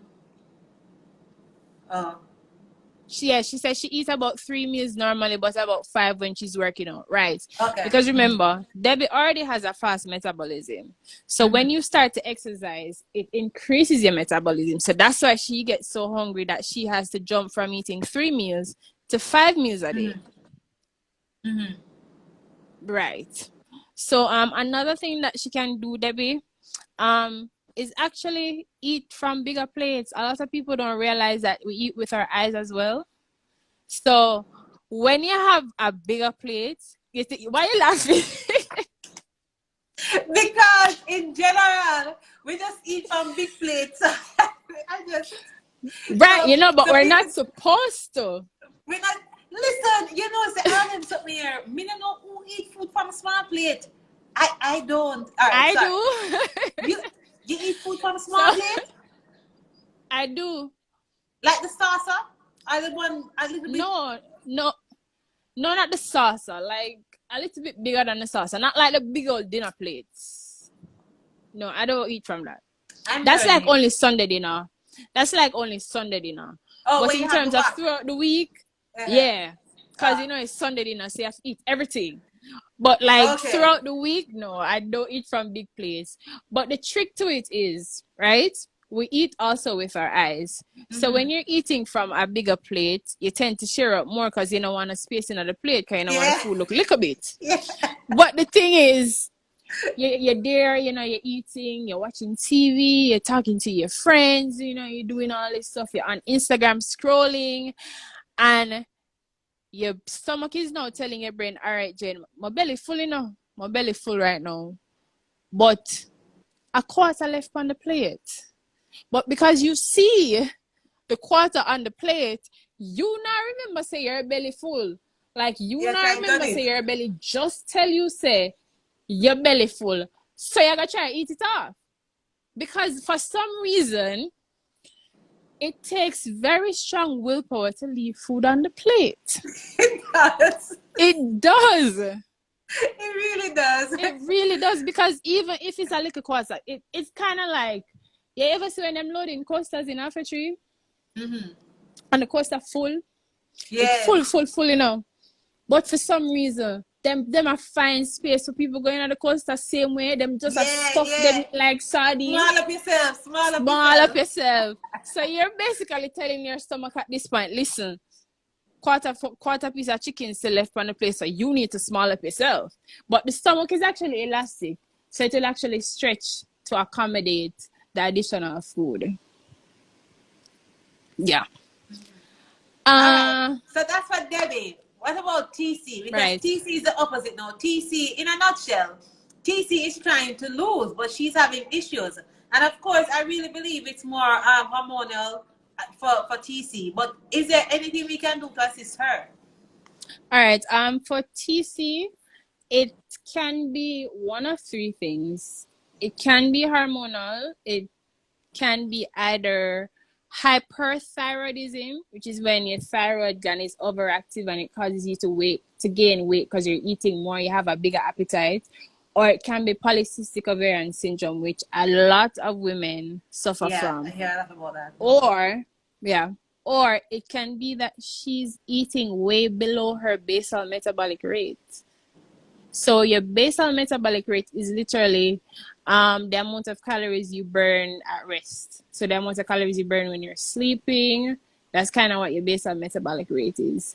I don't think that's her issue. I'm going to touch on her issue just to explain why some people, doing the right things and still not losing the weight. If you're eating below your basal metabolic rate, what's going to happen is your body is going to say, but wait, I need energy to keep my brain going, because carbohydrates and fats are what really fuel your brain. A lot of people don't realize that. So your body is saying, I need energy to keep my brain going. I need energy to keep walking, to keep blinking, to keep doing involuntary activities. And then your body is realizing, but Dara, you're not eating enough. So guess what I'm gonna do? Me need to help you out now. So I got one on tight on the fat where me have, because you are not giving me enough. So that can be a reason why people are not losing weight. Oh, so in starving yourself and think you're starving yourself to lose weight, what? I actually had a client who was like that, and I actually started making her eat more, and that's when she lost the weight. Because when I looked at, her measurements, and then she's telling me, oh, I'm eating like 1,200 calories. I'm like, that's why you ain't losing the weight. Your body is literally holding on to those fat stores for dear life. Because, and then symptoms like brain fog, tiredness, fatigue, lightheadedness, that's what she was experiencing, because her body didn't have enough energy to really just carry out basic functions. So that also can be a reason why people can't lose weight. You're doing all the right things, you're eating healthy, but you're eating too little. Remember, everybody's nutrient and caloric requirements are specific to them. So you can't eat what I eat and still get the same results, because my body needs certain nutrients more than what your body needs. So this eating technical, man? It is. It's a little technical. Yeah, when you think you can just eat and just... Yeah, I mean, you can, but you have to be educated about what you're eating. You see, if you're just eating, if somebody just throw you a diet plan and say, listen, I lost weight after this, so you can lose weight after this too. Yeah. And you follow it and you realize that you're not losing weight, you're like, but I feel like I just get scammed. Oh, she tell me, say, mega lose weight and all of them something here. And look pan she in the picture. She lose weight, but me not lose weight. Okay. But does she have a hormonal problem? Is it hereditary? Are members of her family naturally overweight or naturally obese? Does she have anemia? Does she have the nutrient requirements that you need? She just give you what work for her, But unless you're her twin, and you share the same DNA, girl, it's not gonna work for you. It's not gonna work for you. The thing about nutrition and the fitness industry now is that people are just trying to make a quick buck. They're not really educating you on how to eat and how to eat properly.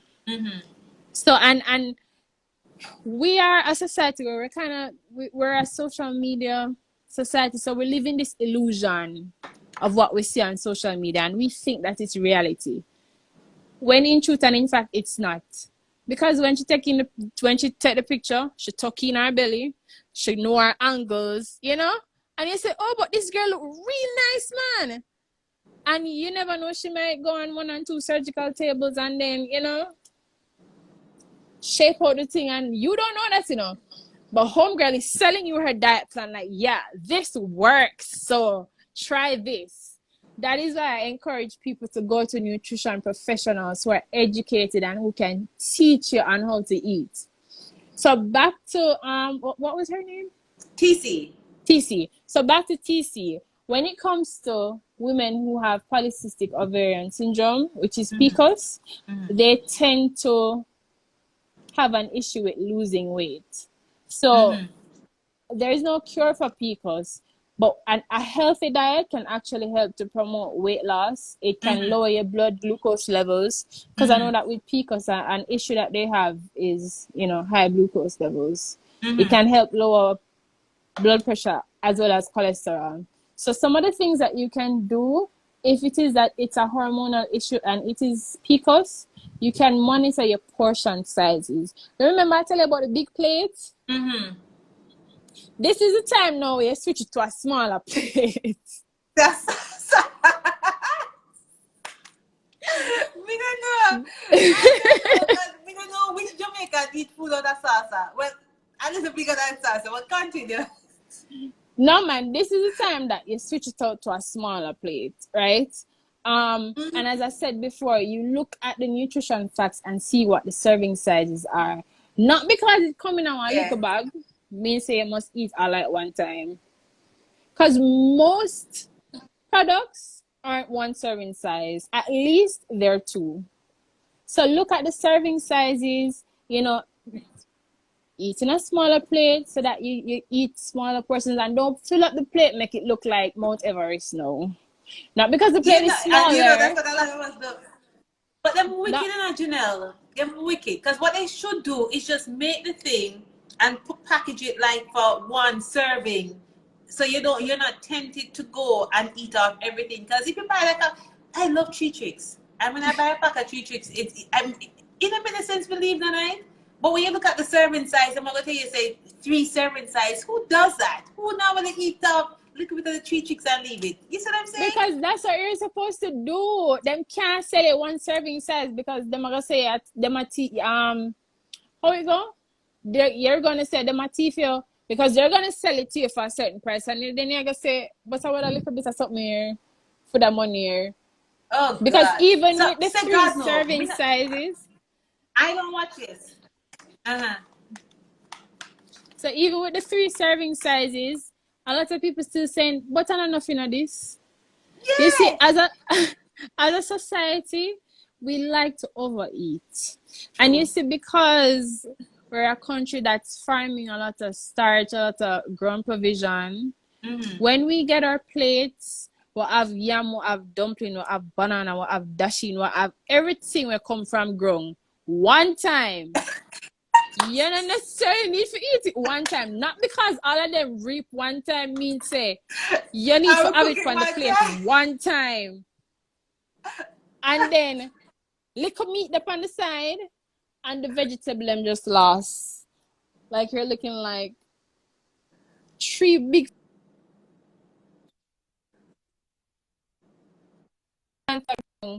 you put it coming, all right, you can just eat a little bit of this now and then a little bit of that. So my trainer says to me that I should eat, when I'm eating, I should eat 3 pieces. So whether it's a 1 dumpling, a piece of yam, or a piece of pumpkin, I'm gonna say 3 pieces, because normally people eat 2 dumplings and a piece of yam and a piece of pumpkin and maybe a piece of potato. That's 5 pieces. Is that too much? Is that overeating? That's 5 Wait, pieces. yeah, me not hear you. Say that again. You're breaking that's up. That's 5 pieces. Are you hearing me now? All right, so if that is 5 pieces, right? And your trainer say you must eat 3. You not think it too much? It not look like it too much, Dara? No, because, all right. But it is. So because let me ask you something, Janelle. You eat 1 dumpling? I do. I eat 3 pieces of food. For me, I tend to eat a heavy breakfast. So I eat ground provisions for breakfast. I eat a piece of banana. I eat 1 wheat dumpling. And I eat a medium-sized sweet potato. I really do eat 3, because that is the serving for each meal. 3 servings of carbs. And 1 banana is a serving. Then you have the yam, and then you have the dumpling. So when you reach 5 now, you're already overeating and you're just at breakfast. So you're going to do the same thing for lunch. You're going to do the same thing for dinner. So it really is that you're supposed to be eating 3 pieces of food. True, true. Say God True, no. true. God, no. If I had the food, and it's in the Jamaican Food and Nutrition Guide. If I had it right now, I will show you. You know, Nikki That just said when something we- that we're training our children to eat this type of food. Because from me, I grew up, me notice we get, how many dumplings you want? 2 dumplings. How many Right. bananas? 2. And then you might get a piece of yam and a piece of sweet potato with it. Oh my gosh. But we're not supposed to be. As I said before, Jamaicans, we overeat. So I used to go to clinics and speak to the patients. And them always used to come in and say, 3 pieces of food, but man made it hungry. They know, you know, because that is what we teach them. Because you really are overeating. And I'm saying, no, I'm supposed to eat 3 pieces of food. But when I'm hungry, I'm eat a little more dashing and so on. I'm like, okay. But you not lose weight. You tell me say you want to lose weight. I tell you if you eat the 3 pieces of food, but you come to me and say, I know, I know. I know. But they just see the dashing and feel feet same way. Out of mind, out of sight, put the dashing somewhere where you can't see it. So back to information in regards to persons with PCOS. So you actually need to eat more whole grain and high fiber foods and stay away from processed foods. Right. I'm not sure if she mentioned whether or not she eats snacks or anything like that. But I think she said she doesn't, you know, she just eats, I think maybe it's nuts or something like that, if I can recall. TC, if you're on, just tell me. I don't remember. I really don't remember. she eats nuts, but remember I tell you about serving sizes? Yeah. Why? Let me tell you something about nuts. You see this hand? A handful is a serving of nuts. Cashews. Yeah, but how much time you do that though? What? How much time you do that? You don't do it one time. I'm a bad example. You don't do it one time. You chew it, you do. You chew it, you go again. And you chew it till you're done. And when it's done, you look for the bag and say, Yeah. I take out the little salt with there at the bottom of the bag. You don't do it one time. You do not. No, sir. Jamaicans we love our food. We love our food. I love my food. Me not even know like I love food. So that's why me just stay one place. So okay, continue. So even though she's snacking on nuts and stuff, she needs to look at her portion sizes. Because it can be maybe, remember, nuts having fat, you know. And although it's healthy fat, it will still make you put on weight. So you kind of have to look at the amount of nuts that you're eating. I know a serving of peanuts is about between 16 to 22 single peanuts. Serving a cashew is probably like around 11. Nobody really eats like that, but that's what the serving is. Nobody's gonna throw the bag out and count it out like 1, 2, 3, 4, 5. Y'all just gonna throw it at your heads, and then you're going to drink some juice and belch and thank God. That's what Jamaican people do.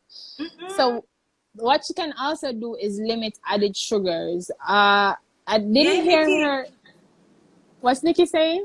Nikki, she's saying I should snack mindfully, eating those cashew one at a time, and drink some water after eating 3 or 4. There you go, like Nikki. Never gonna start though. There you go, Nikki. I'm glad somebody is getting some good information from this. I am. So you're also supposed to limit added sugars. No, unnatural sweeteners actually contribute calories, and they don't really have any nutritional benefits. So say for instance, if you drink soda,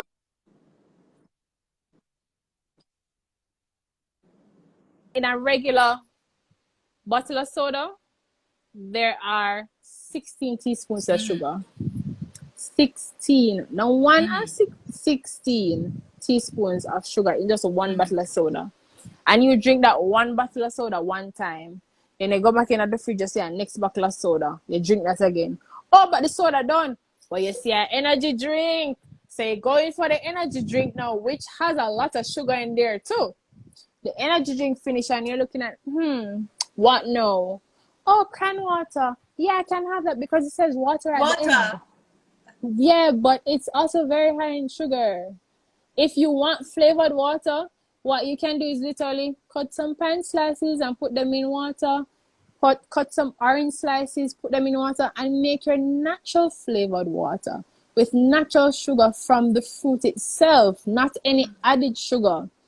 Because what happens at clinics, you know, when I was doing my work experience and I was at the clinic, what the nurses actually give the persons who coming there with very low blood sugar, they give them cran water. Mm-hmm. Because of the sugar content. Cran water. Cran water. Oh. Mm-hmm. Because it's high in sugar. And you also need to balance your plate. Now, as I said before, we Dara took off her glasses. Dara's like, oh no, she's talking to me right now. So one of the things that Jamaicans love to do, we love to see a lot of carbs. We love to see a lot of rice. Yes. We love to see a lot of dumpling. We love to see a lot of banana. We love to see a lot of food. We love to see a lot of pasta. I don't know why, but we love to see when the pasta enough and then you have 5 little shrimp at the top. So you really think like you really think you're getting this whole lot of food, but you're just eating a whole lot of carbs with just 5 little something of protein just hanging on for dear life at the top of the pasta. I remember saying the cheese sauce in the pasta bread. too, you know. We love bread too. What's wrong with bread? Bread never hurt nobody. Bread don't do nothing to nobody, you know. The type of bread that you're eating is a problem. The type of bread that you're eating is a problem.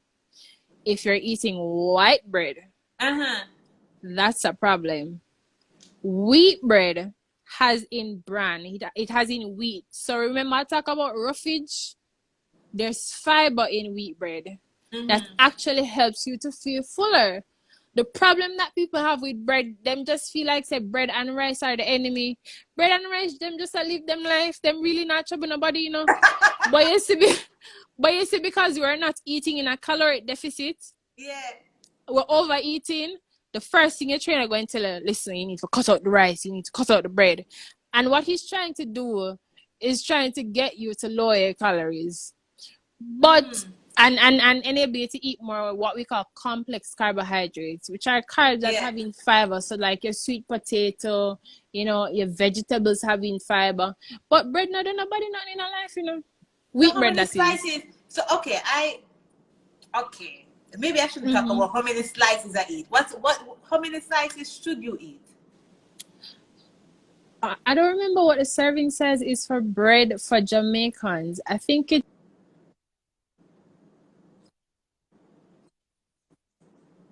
Let me check that and get back to you though. Let me check that one and get back to you. Because most people when they're eating, especially if I'm making a sandwich, you're I'm breaking listening. up. I need to hear this. Hold on. No, I wasn't saying anything. Are you hearing me? Okay. Go ahead. Now, most people when they're eating what? Most people when they're eating and they're making sandwiches, I'm not necessarily saying you know, I'm just saying most people when they're eating and they're making sandwiches, they have two slices of bread at the bottom because, you know, you need to hold the weight of the sandwich. Then they have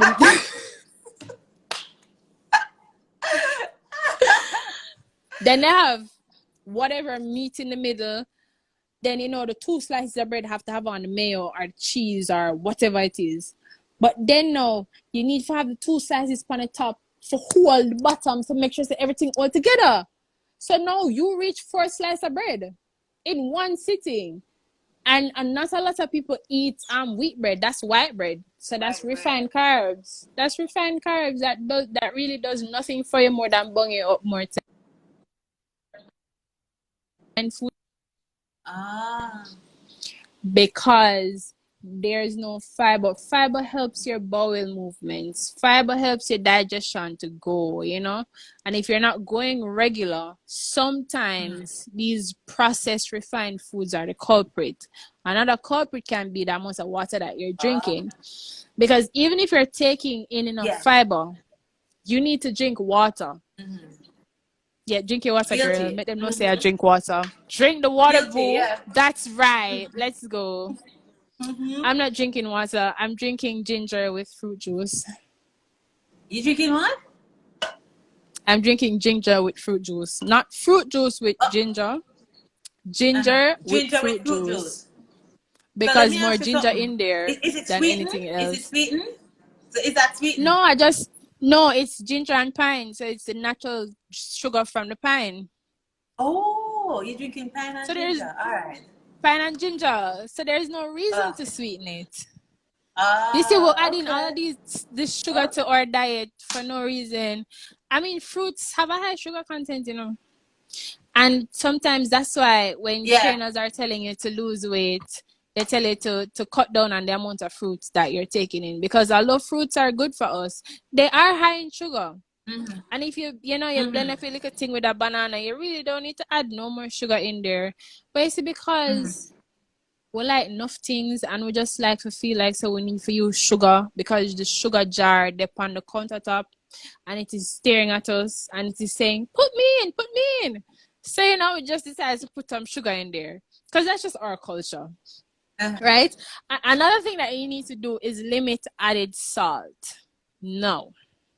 Oh, When yes. I cook when I cook rice, I don't put butter in it and I don't put salt in it. A lot of people think I'm crazy for that. I eat isal rice. Because the fact of the matter is,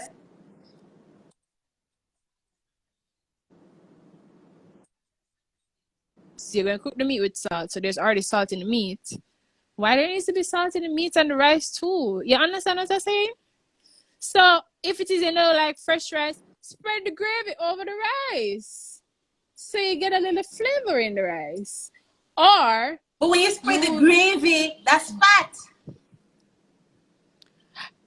The gravy, it depends on how you cook the gravy.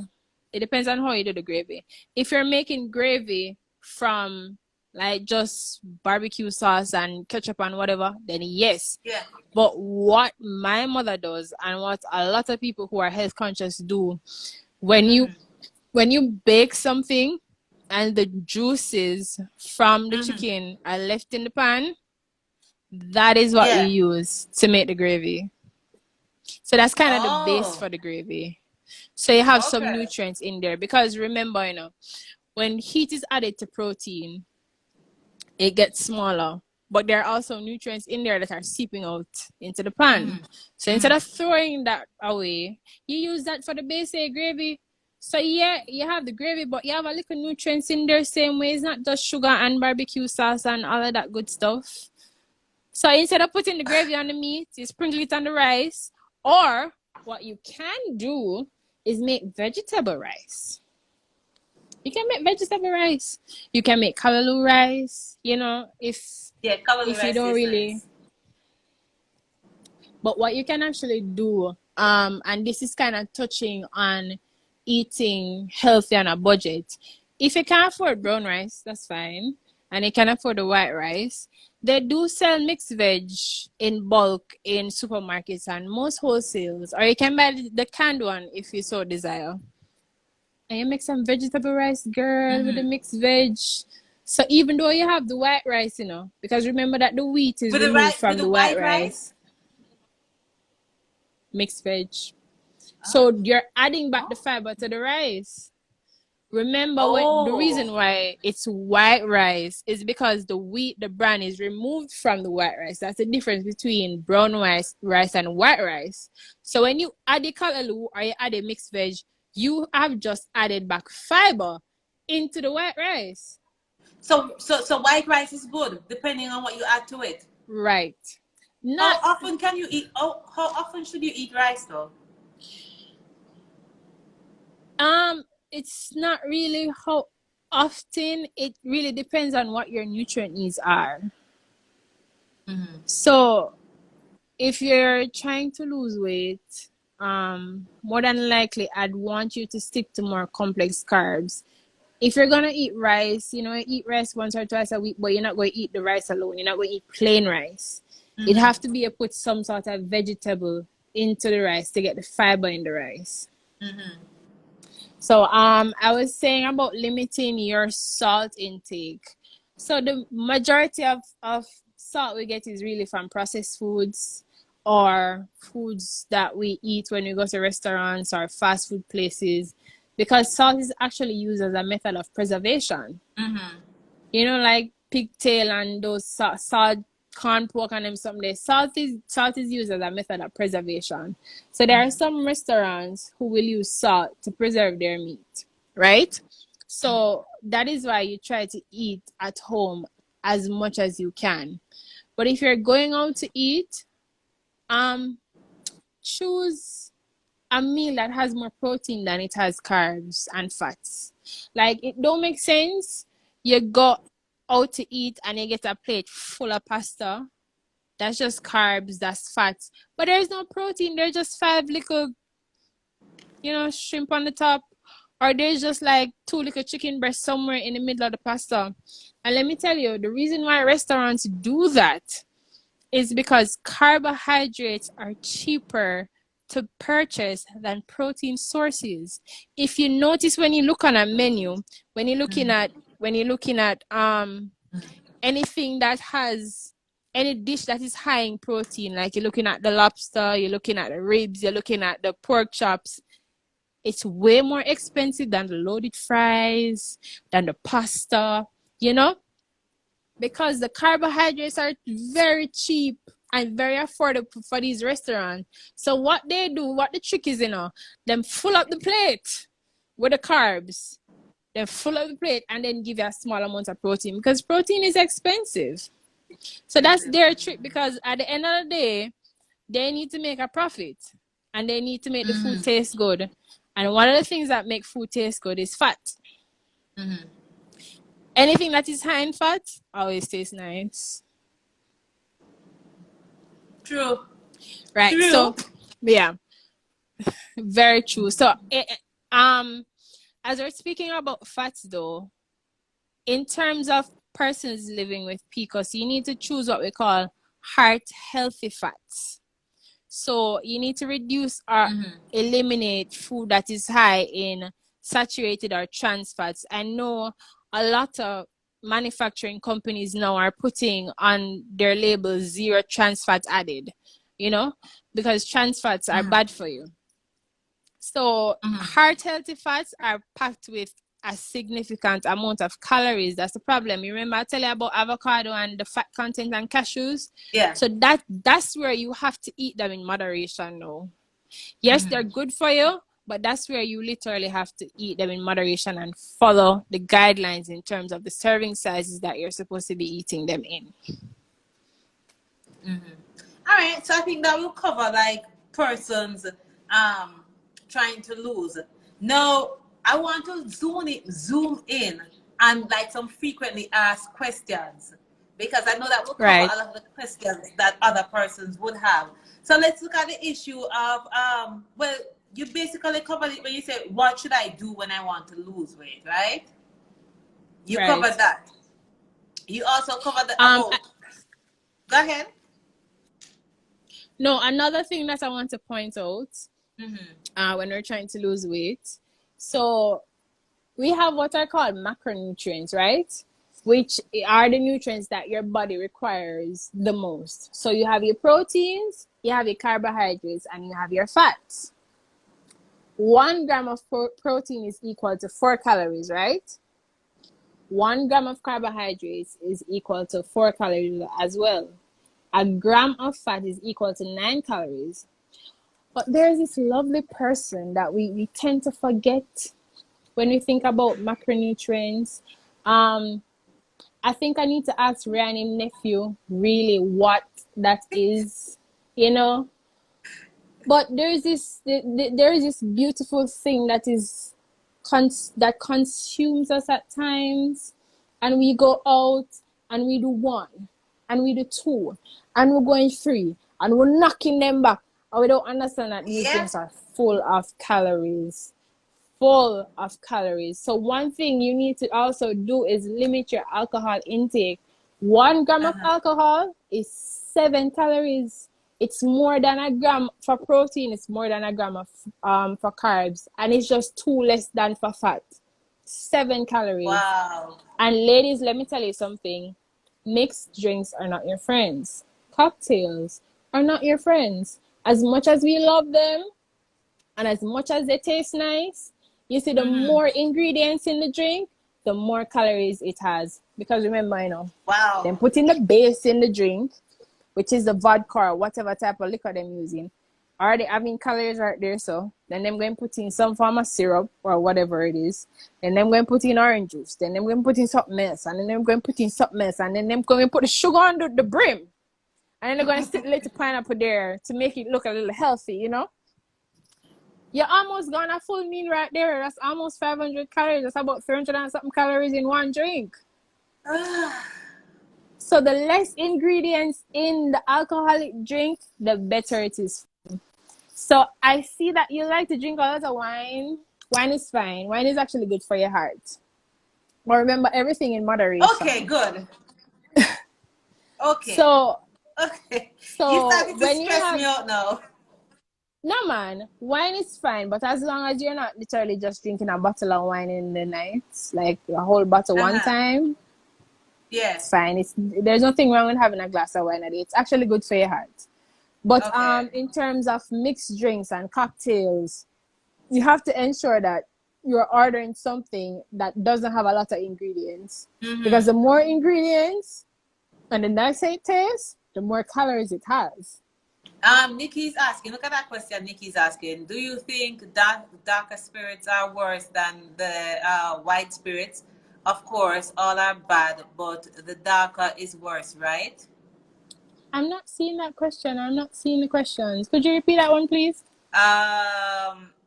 Do you think darker spirits are worse than the whiter spirits, than the white spirits? Of course, they're all bad, but the darker is worse, right? I wouldn't say worse because I really don't consider any food to be bad. But in terms of which one is healthier, the whiter ones would be healthier. So I wouldn't say worse. It just depends on, where you're really trying to go with your health. So white wine is better. Like no, not wine. Not wine. She's talking like that? Right. She's talking about spirits, not necessarily wine. Yes. Yes, so rum, right. White rum will be better than Appleton. Oh, okay. And whiskey.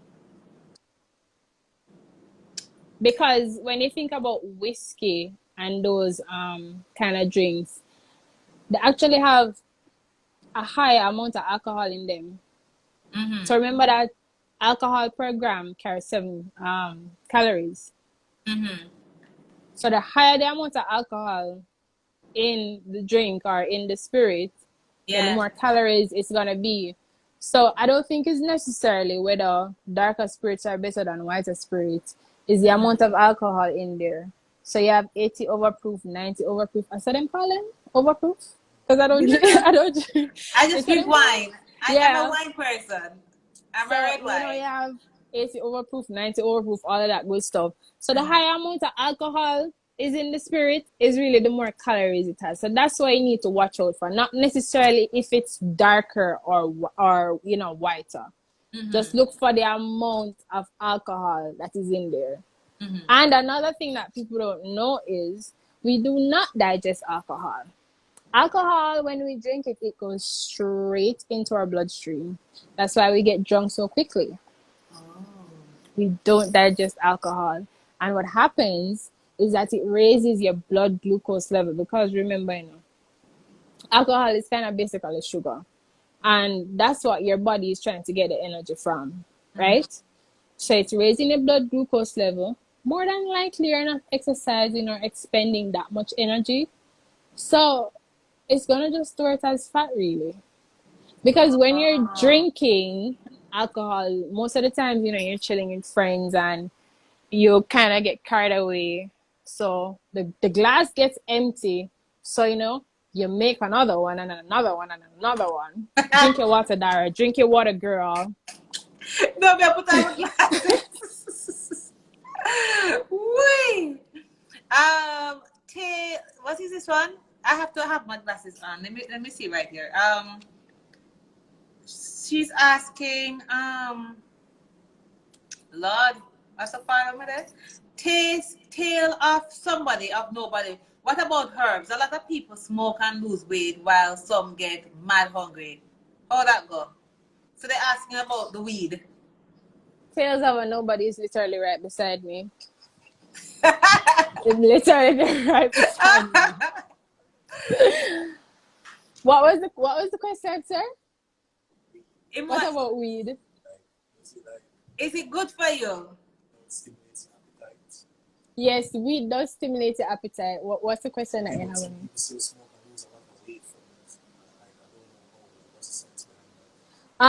So he's asking, he knows that weed stimulates your appetite, and he's saying that some people smoke and lose a lot of weight. It stimulates your appetite for some, but not all. As I say, everybody's body is different. Some people, when they smoke, they get munchies, you know? Some people, when they smoke, their stress levels are so high that they're losing a lot of weight, and that's the reason why they're smoking. So it's kind of relative to the person. Is somebody behind you? Me? Yeah. You know, you're the second person to say that. I wonder what one of the kitchen there. Maybe it's inside here. No, it just looked like a shadow a while ago. Maybe no, it's just you. It's just you. It's you and the Lord. No, look, you know, may you make this live end, you know, because you're the second person to ask me who is behind me. Unless there's somebody inside here that I can't see. But let's move on. Maybe it's a reflection from the ring light, you know. Oh, yeah, maybe. Maybe it's a reflection. Yeah, see there. Okay, so, all right. Yeah. Another thing I want to touch on in relation to weight loss. Yeah. You can be doing everything right. Somebody down there laughing? No, Christian said don't be anyway. What? No, the blood of Jesus, Christian. So another thing that I want to touch on that's extremely important when you're trying to lose weight. You can do everything right in this world, but you need to sleep. You need to sleep. Let me tell you why rest is so important. There are two hormones in our body that really controls whether we're hungry or whether we're full. It's called ghrelin and it's called leptin. So ghrelin is the hormone that tells your brain that you're hungry. So I'm just going to call that the hungry hormone, right? Mm-hmm. And I'm going to call leptin the full hormone, right? So the thing about it is when you don't get adequate sleep, your body actually makes more of the hungry hormone because you're up. So your body's saying, okay, shut up. Feed me. Yeah, she needs energy to do whatever she's doing. So your body releases more of the hungry hormone and tend to increases your appetite and you're eating more and you're gaining weight. So you definitely need to get rest so that the hungry hormone is decreased. And also you have to control your stress levels. A big part of nutrition is not only eating to be physically healthy. You literally have to be mentally and spiritually healthy because you are what you eat, and everything affects your nutrition status. There's another hormone because our body is just full of hormones. We're just very hormonal human beings. There's another hormone that is called cortisol, which is our stress hormone. Yeah. So what our stress hormone does now is when it goes up, right? Sorry. And it realizes that, okay, the brain might think about so much things. I need to fix my car. I need to go work out tomorrow. I have a deadline due and this and that. No, your stress hormone is set to your body, but she don't need energy to do them something here. If she think about all of them something them what she have to do, she need little energy to do it. So guess what? Brain, tell her she's hungry. She not hungry no, but tell her she's hungry because all of them something she think about in her head. What she have to do? So she gonna need some energy to do them. So brain, send a message for me, please. That's what cortisol does. That's what your stress hormone does. So So when you lower your stress level, it actually leads to, weight loss. It doesn't enable you to put on a lot of weight. What? When you're stressed. But I see some people when I'm stressed out at them time, that them go right down, like get all skinny and all. I know somebody who's like that. When she's stressed, I mean, she just lose it like in no time. As I say, nutrition is relative. Yeah. It's different for everybody. I might gain weight, you might lose weight. You might lose weight, I might gain weight. So it really is just about that person. There are persons who, when they get stressed, either one of two things happen. Is either they lose their appetite, or they gain a very heavy appetite. So maybe she or he is just one of those persons that when they get stressed, they lose their appetite. Yeah. All right. I need to ask you about this. I put it up so many times. Confession. I do not pay attention to this. Right. I just eat. I realize. I just eat.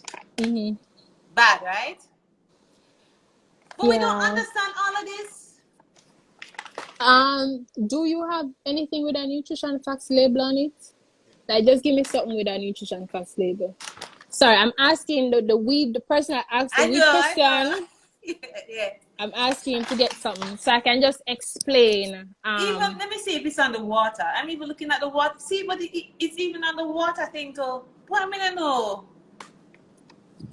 All right, so we have a box of Kellogg's cereal.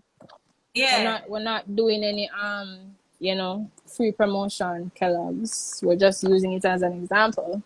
Yeah. So this is the nutrition facts on the cereal box, right? So at the top, let me read mine. This says, in this little box right here, let me add the K.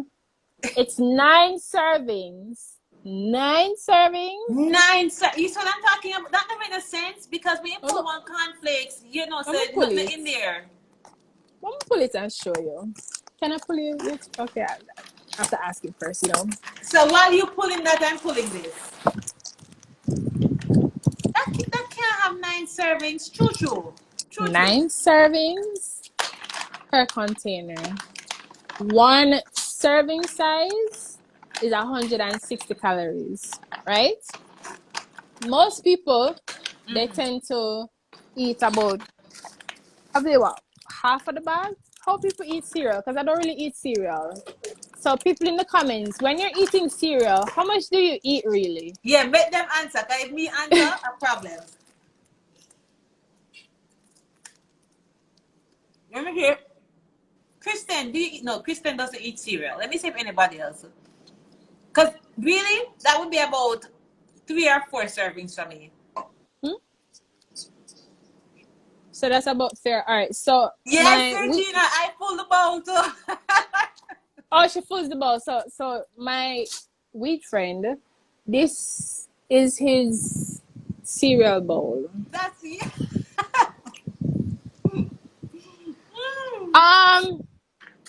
It's literally bigger than my face though. This is the cereal bowl, right? This is about 3 servings. Yeah. And then remember that you're adding milk to it, And then milk has in fat and milk has in sugar. Right? So you already gone 3 servings in the cereal. So this is 480 calories right here, so.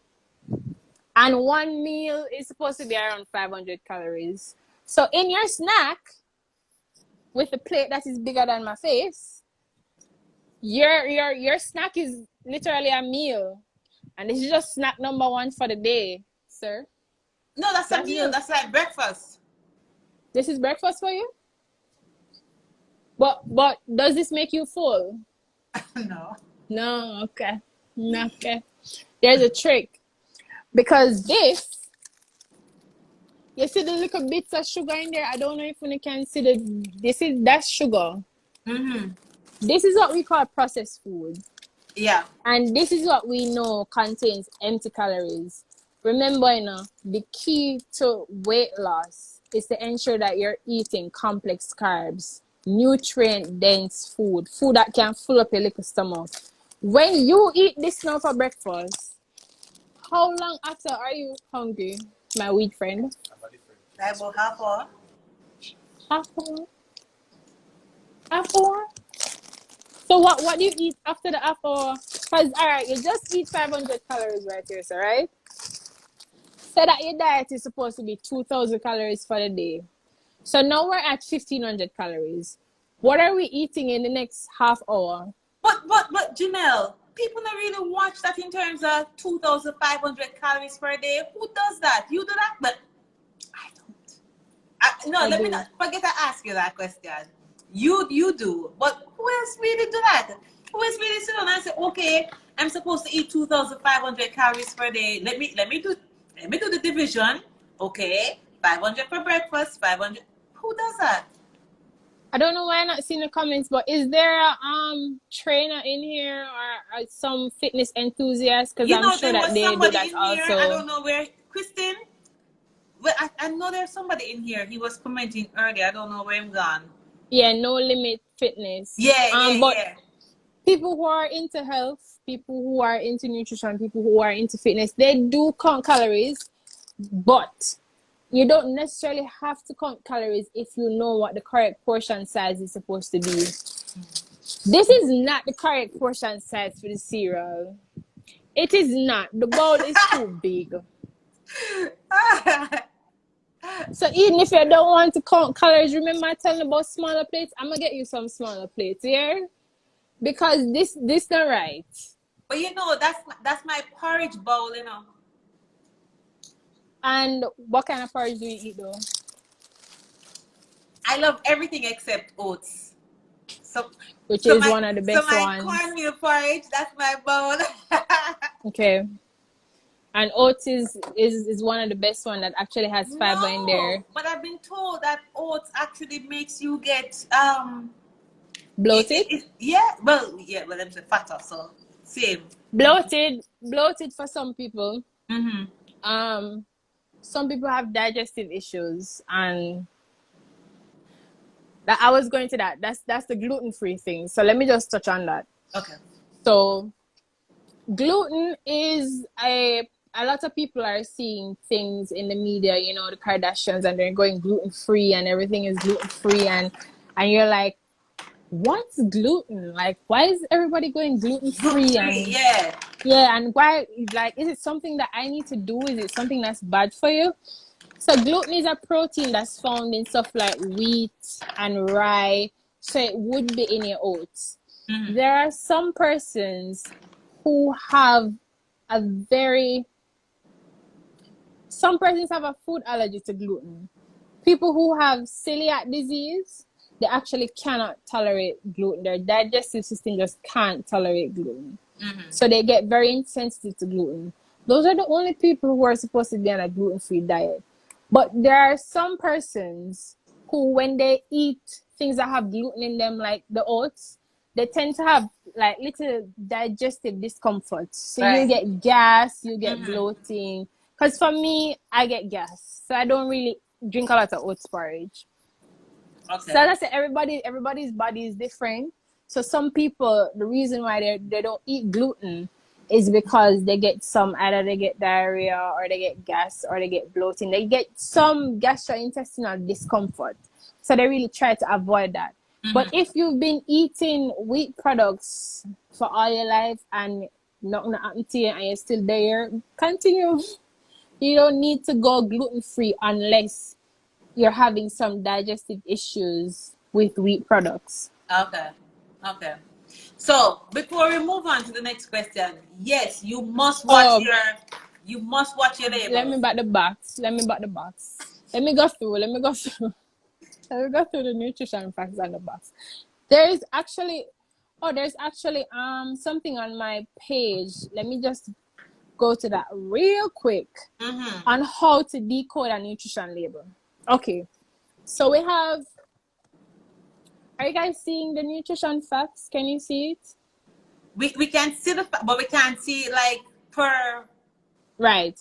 So right here where it says serving size, that will show you the amount of servings per container. So whether it be serving size 1 cup, whether it be serving size 2 cups, 16, you know, I'm just throwing a number out there. So, and then below that, you have the calories per serving size, which would be on this side. Right. That's not the total calories in the bag, you know. That's the calories per serving. So if you're gonna eat 3, 4, 5 servings, what you have to do is multiply that number by 5 if you're gonna eat the entire bag.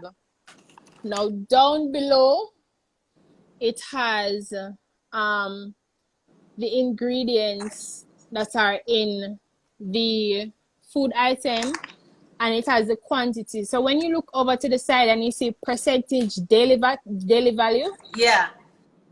And if everyone can just grab something with a nutrition label, if you're not able to see this one, that would be great. Just grab a chips or something, you know, something in your house where you can see a nutrition label. Maybe I'm not tea tricks and see. I'm right here. I'm just grabbing one of my cheese tricks. Right. So this part now shows you the amount, when you put the percentage daily value that is in a serving of the item, not the whole entire item, you know. The percentage daily value that is in the serving of the item. What your percentage daily value is they kind of have this average of how many calories persons are supposed to be eating. So they tend to base it on a 2,000 calorie diet. So if you look at your percentage daily value and you see total fat, for instance, 8 grams, and they say that's 10% of your daily value, they mean it's 10% of the 2,000 calories that you're supposed to be eating, and 10% of the amount of fat that you're supposed to be eating. For the day? Yeah. Not for the meal, for the day. Yeah. So we're going down. We have total fat, you have saturated fat, you have trans fat, you have cholesterol, then you have sodium.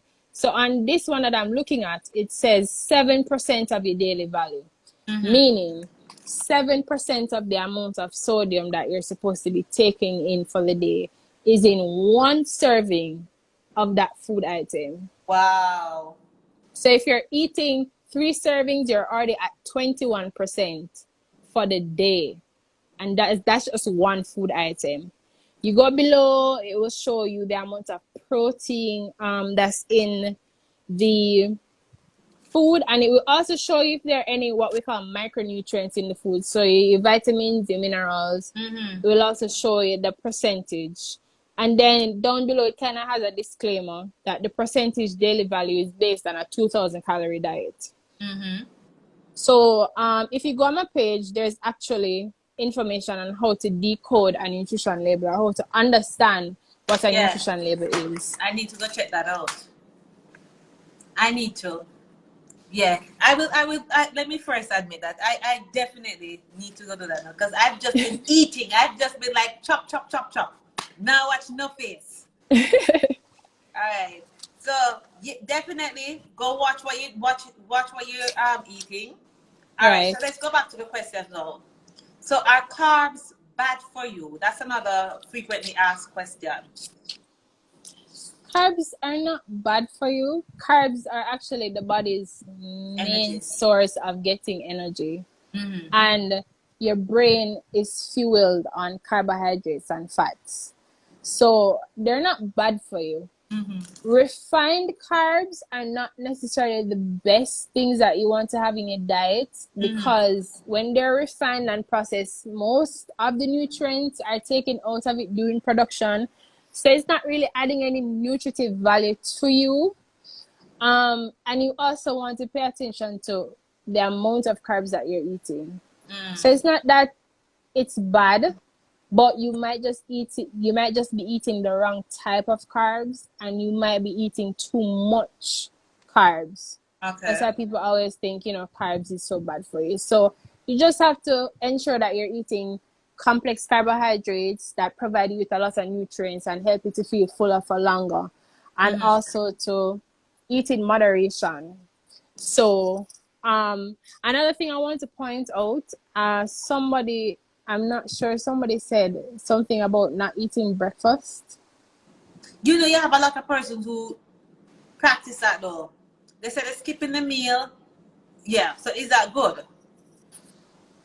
A lot of nutritionists will have varying opinions on this, but in my opinion, no. Breakfast is the most important meal for the day because it literally says it in the word. You are breaking your fast. Remember that when you're sleeping, you know, you're not consuming any calories, but your body's still working. Remember I told you about basal metabolic rate? Right. So your body's still burning all of this energy for you to be breathing during sleep and all of those stuff, and for you to wake up and all of that. If you skip breakfast, your glucose level is low, which means that your energy levels are low.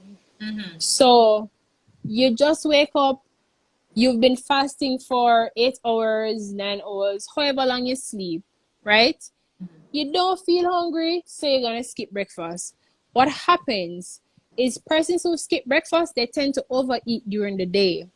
Because remember, you know, you haven't put anything in your body. Your blood sugar is still low because you've been fasting for at least 8 hours because you were asleep, right?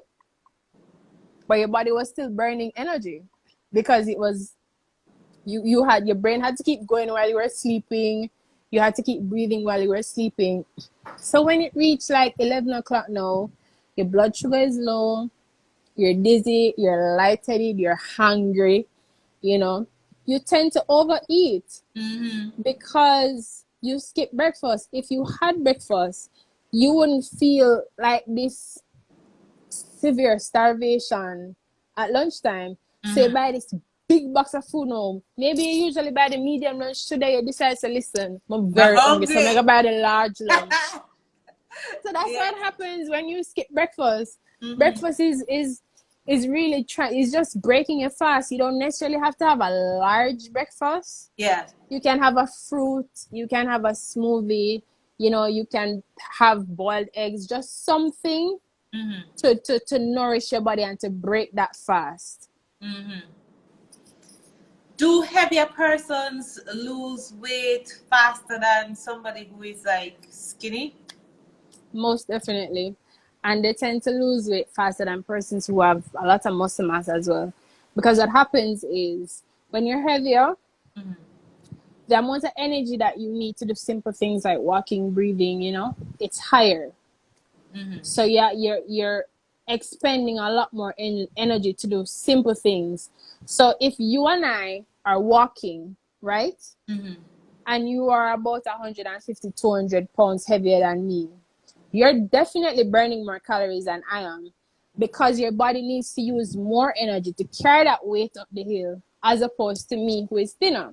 Right. So heavier persons, and I remember somebody saying, I don't remember her name, I don't remember which one of the ladies it was, but I remember her saying that, you know, when people go to the gym to lose weight, they lose weight in like 2 months and just drop the weight like that. Yeah, because when you're heavier and you have a higher basal metabolic rate, you need more energy to do you know, regular stuff. But when you're exercising in the gym now, remember that your metabolism goes up. And more than likely, you're on a diet. So you're not taking in the amount that you're letting out. Because remember, you know, you're letting out way more than the average person because of your weight. So it is very easy for an overweight person, an obese person to lose weight as opposed to somebody who is slim and has a lot of muscle mass. It's the hardest thing for us to lose weight. I skipped something and I want to just go back with the fasting. I know I hear people say it all the time. Oh, I'm going on a fasting this week, blah, blah, blah. How often should we do this? Is there a limit in terms of how often we should? No, I don't think there's a limit. You see, that's kind of tricky because when it comes to people and religion, you kind of don't want to infringe. No, not religion. We're not talking religion. We just start people who decide to go fast because they want to lose some weight. Yes. Can't fast for more than 2 weeks. because, by the way, you will drop down by them time they still. Yeah. But after 2 weeks, your body goes into starvation mode. It doesn't take, I heard one of the ladies mention starvation mode. It doesn't take a couple minutes, a couple days. It's about 2 weeks. And when your body goes into starvation mode, it's like you're literally not getting any nutrients. Your body has taken every form of protein it can from your muscles. So you know you're thin and you're down to nothing. That's when your body goes into starvation mode. And your body goes into starvation mode approximately about 2 weeks. But I've never really seen somebody fast for that long. So we're talking about intermittent fasting here. There are some people who do intermittent fasting and what they'll do is, you know, they'll skip a meal, so they'll have their first meal at like 11 and stuff like that. That's fine, but it's not necessarily sustainable unless you're somebody who is very strong-willed, a strong-minded person. You can actually stick to that plan. So it's not something that is sustainable. It's kind of one of those quick diets that enables you to lose weight fast, but you can't necessarily do intermittent fasting for a long period of time without having some side effects. Speaking of quick diets, our detox and weight loss teas. Oh Lord, they're very. If you go on IG now, you see them like every. Tips juice. Wait, not. Let me sip my water. Let me sip my water while you answer. The detox and the weight loss teas, are they good for you? Let me sip my water. I'm gonna tell you a story. You see, when I was younger, in the summertime, right before school starts, my mother used to give me washout. The ganja washout. You remember them day there? Yeah. Anybody in the comments used to get washout right in the summertime, right before school starts? And you know, so when you get that washout there, you know, you can't go nowhere for the weekend. Your plans are cancelled because you about to sit on that throne for that entire day. And my mother chose the type of person to give me like Zental or them something. No, I'm getting herbal washouts. The ones that when you have to pinch your nose and just drink it and just swallow it one time. So in detox teas, flat tummy teas, weight loss teas, whatever name them have for it, they're actually herbal laxatives. That is exactly what it is. It's a laxative. So of course you're going to lose weight, but you're not losing fat. You're losing water weight. Water weight. And if you're not somebody who has regular bowel movements, because let me tell you something, girl, you see this colon of ours can store pounds of waste in there. So if you're not somebody who has regular bowel movements, it will seem like, oh my gosh, I dropped 20 pounds in a week. And nah, you were just backed up, sis. Like, that's not that's not fat. That wasn't fat. That was just water weight. You know, there was just a little plumbing issue that needed to be sorted out. Okay. But what a lot of people don't know is that while these detox teas and these herbal teas are flushing you out, yes, they're giving you a flatter stomach because you're literally cleansing your colon, but they're also ridding your body of the nutrients that it needs. So you're taking out the toxins, but you're taking out the nutrients as well. So some people, when they go drink these detox teas and them say, boy, I'm up on the toilet for the whole day, my head hurt me, I'm feel dizzy, but my belly flat though. So there are side effects to these detox teas. Give me a second.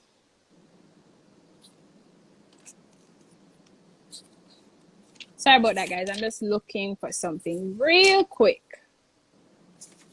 And it's related to the detox tea. Yeah.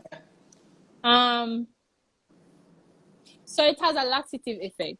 So what laxative also do is it speeds up food through your digestive system. Because I don't know about you, but when I used to get washed out and I think me done for the day and I go eat even a slice of bread, girl, Loops. right out.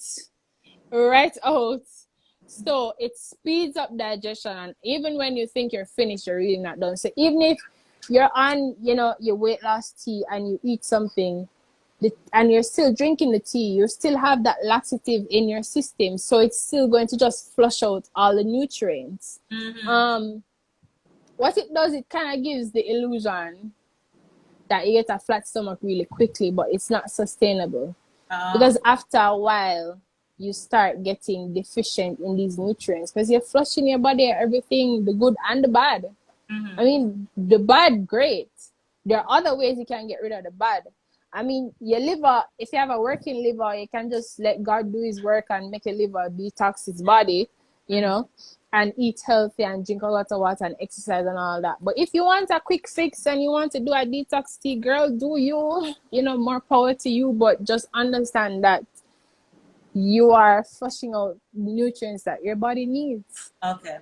So let's talk about getting that flat belly Grammy now. When I want my flat belly Grammy, when I want my belly to look flat in my swimmies, I just... You're tuck it in. No tucking roll here. No tucking roll here. Just don't eat the flour or the rice, you know, or the sugar. And like, voila, belly flat. Or you go to the bathroom, like in the morning. No, but you know, let it out. But when you do, it's like, yeah, belly are going, yeah, things are going. How can you get that flat belly? What can you do to get that flat belly? Apart from being in a caloric deficit and exercising, you cannot lose fat from one place of your body. Can't. Which is is that what you're asking? If you cannot lose fat from your belly? Girl, if me did know the secret formula to that, I would have tattooed it on my forehead and just walk around in a half a tree. Like, you know, the people that have those pins that say lose weight now, ask me how. Yes. Lose belly fat now, ask me how. You cannot lose weight from just one section of your body. When you are losing fat, you lose fat from where your main fat deposits are. And sometimes for men, it's in their chest area. For women, it's our chest, it's our stomach, it's our thighs, it's our butt. It's in your clavicle? You lose it in your clavicle too? Wait, no, look here. When men lose weight, you can't tell up here, so. You know what I'm saying? You can't catch water in this. That's how I know I'm losing it. Because right now, it's sinking just to throw the water in. Oh, but when I want to lose it, I'm not losing it. Yeah, because you can't lose weight. You can't lose fat in one place. It kind of just goes everywhere. It's whatever fat store you have on your body, depending on how you shape, that's where you're going to lose the fat. So when I was in, you know, they have the freshman 15 in college. Like when you gain like 15 pounds when you just start college. I don't know about that. So they have like the freshman 15. I gained the freshman 20. 17. No, 20. 20. Oh. Yeah. So I said to myself, Jenna, you cannot be here studying nutrition and look like you need a nutritionist. No, I wasn't overweight. I wasn't fat. But I didn't feel like myself because I've never been that heavy before. I was still within a healthy weight range, but I just never feel like me. So I decided to start, you know, exercising, going to the gym and all of that. And one thing about gaining fat, it gives you this upper area that is just beautiful because our boobs are made of fat tissues. One day I was in the gym and some of the guys were looking at my 21st birthday picture. That's when I had gained the freshman 20, and them say, you know how men are? They're like, boy, Jen, your breast them did look good. So then I said to myself, I looked down and I realized I'm looking directly on the floor. There is nothing in between me and the floor. So, you know, I talk to God like God is my friend. So I'm like, yo, I know I'm doing the right thing and I'm exercising and I'm losing all of this fat. But I never thought you meant it literally when you say you give it and you take it away. You could have left a little something.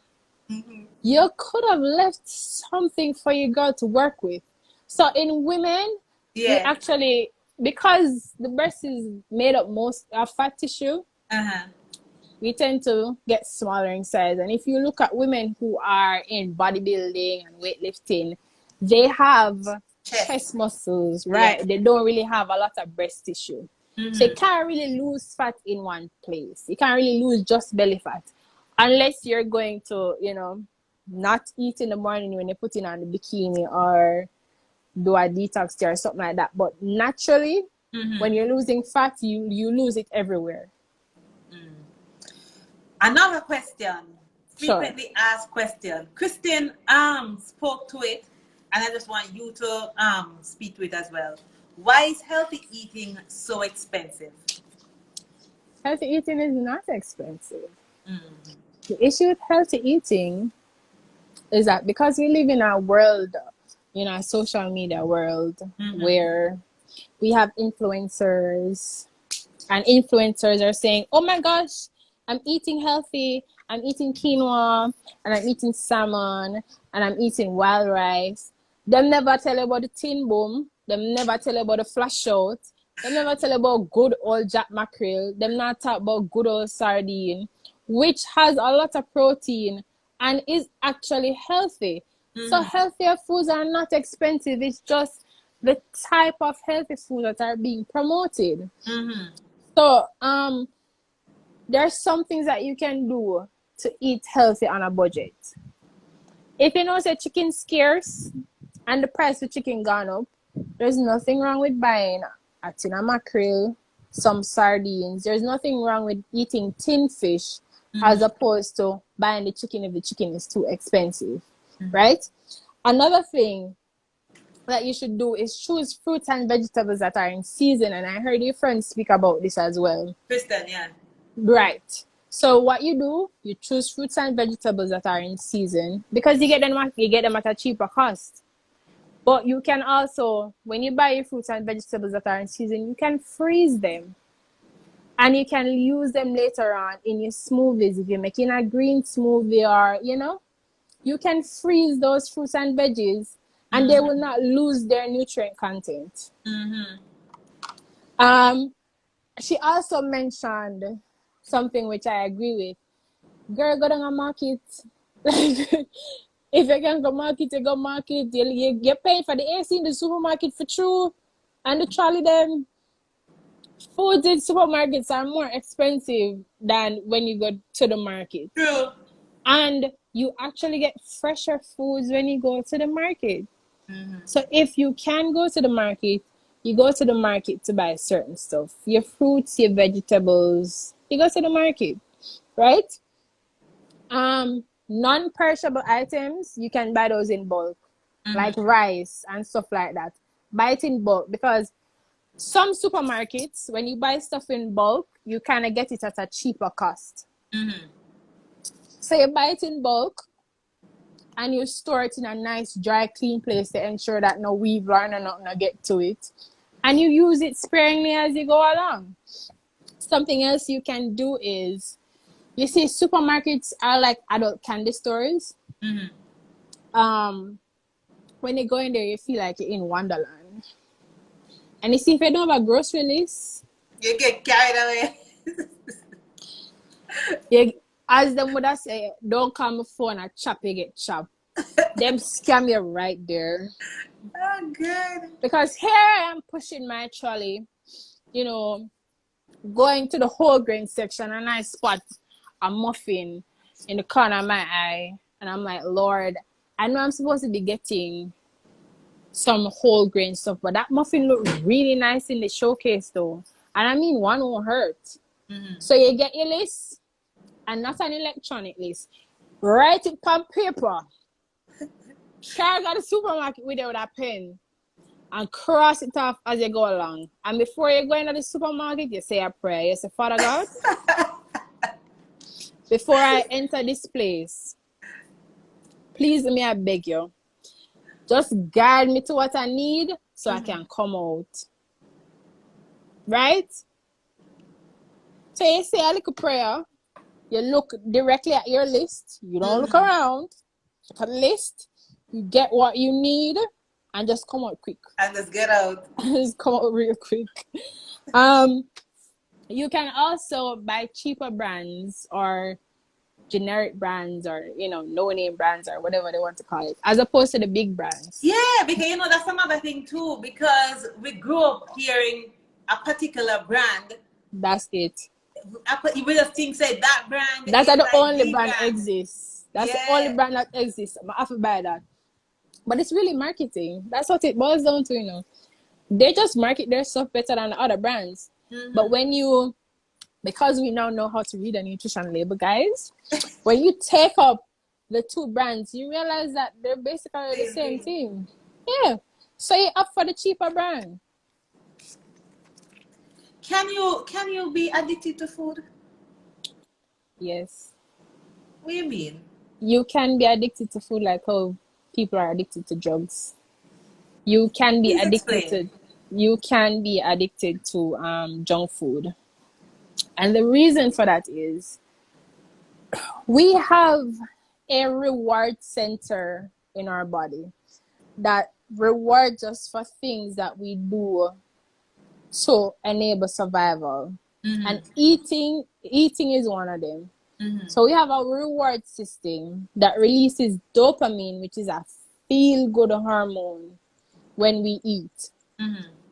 What happens with junk food now is that it creates such a large amount of dopamine release that for you to get that kind of feel-good vibe, you have to be constantly eating those foods. So you kind of develop a sort of addiction to it. Because junk foods, they contain chemicals that cause your reward system to release a lot more dopamine than the wholesome, healthy foods. And that's what food industries use to kind of catch you, because they do their research, you know, so they know this. I don't know if you've ever watched like My 600-Pound Life or any of those shows. Yeah. And you see them eating the junk food. They're not necessarily hungry, you know. They're literally addicted to the chemicals in the junk food. And because you develop a tolerance to it, it's just like a drug addict. You develop a tolerance to taking a certain amount of the drug. So for you to get that high again and that feel-good energy, you're going to have to take more and more and more. And that's where the addiction comes in. And what happens is you can also go through withdrawal from food, where if you don't get that certain amount of junk food, you know, you start getting nauseous, you start getting agitated. It's literally experiencing the same symptoms as a drug addict. So you actually can be addicted to food. Are diets good? Before I go to a specific one, diets overall, and you hear people say, "Oh, I'm on this a liquid diet this week. I'm on 1 week of liquid diet, etc., etc." Is that good? God bless them, because I don't know why they need to be on a diet. But your diet is literally anything that you eat or drink. That's the scientific definition of a diet. What has happened over the years is that people have started taking off the restrictive part of it. So I'm on a restricted diet, and now it's just I'm on a diet. But diet is anything that you eat or drink. Right. But most diets that people are referring to are the restricted diets that restrict you from eating certain foods because they want you, you know, to lose weight. So we move from that one then to the keto, because we hear people talking about this a lot. Some people swear by this. You know, this is good for me. I mean, what say you? Have you ever seen somebody on a keto diet after they come off of the keto diet? No, sir. They tend to put on back even more weight than they had before. But let me just explain what the keto diet is. Yes, please. We're in nutrition education class now, guys. Yes, we are. So, the ketogenic diet was actually created in the 1920s by doctors. And what it was created for was to control epilepsy in children. That's what the keto diet was created for, because at that time, they did not have medications that could control the seizures. So they created this keto diet, and they realized that when the body goes in ketosis, which is kind of just diverting from using carbs and then using fats, because fats break down into acids and ketones. They realize that when the body goes into ketosis, for some reason, it limits the amount of seizures that children have. But a side effect of this diet was weight loss. So people take it up and run with it. That was not the intention of the diet. The diet is for children who are epileptic, who their seizures can't be controlled by medication. But because the side effect of the diet was such dramatic weight loss, people think that, oh, this is something that's definitely good for me. But look at it this way. If God didn't want your nose to be in the niggle of your Friday, he wouldn't make it there. So if he wanted your body to be in a constant state of ketosis, you would naturally be in a constant state of ketosis. So it's like a train running on a track. And then it reaches an intersection. But where it's supposed to go, it's cut off. So it diverts. Mm-hmm. That's kind of what ketosis does. So the body is not meant to be in ketosis for a long period of time. Oh. So that is why most persons, when they do keto diets, they do it on, off, on, off, on, off. It's not something that you can do straight. Because I said, your body is not meant to be in ketosis for a long period of time.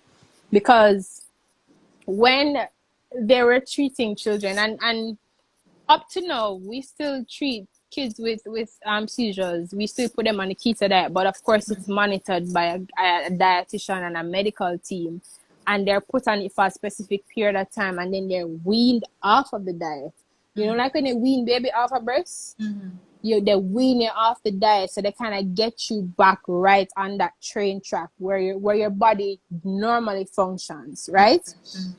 So the reason why you cannot be on the keto diet for long, and the reason why persons who promote the keto diet, they put you on like some plan for a couple of weeks and then they take you off and then you go back on, is because, remember, it is a high fat, low carbohydrate, moderate protein diet.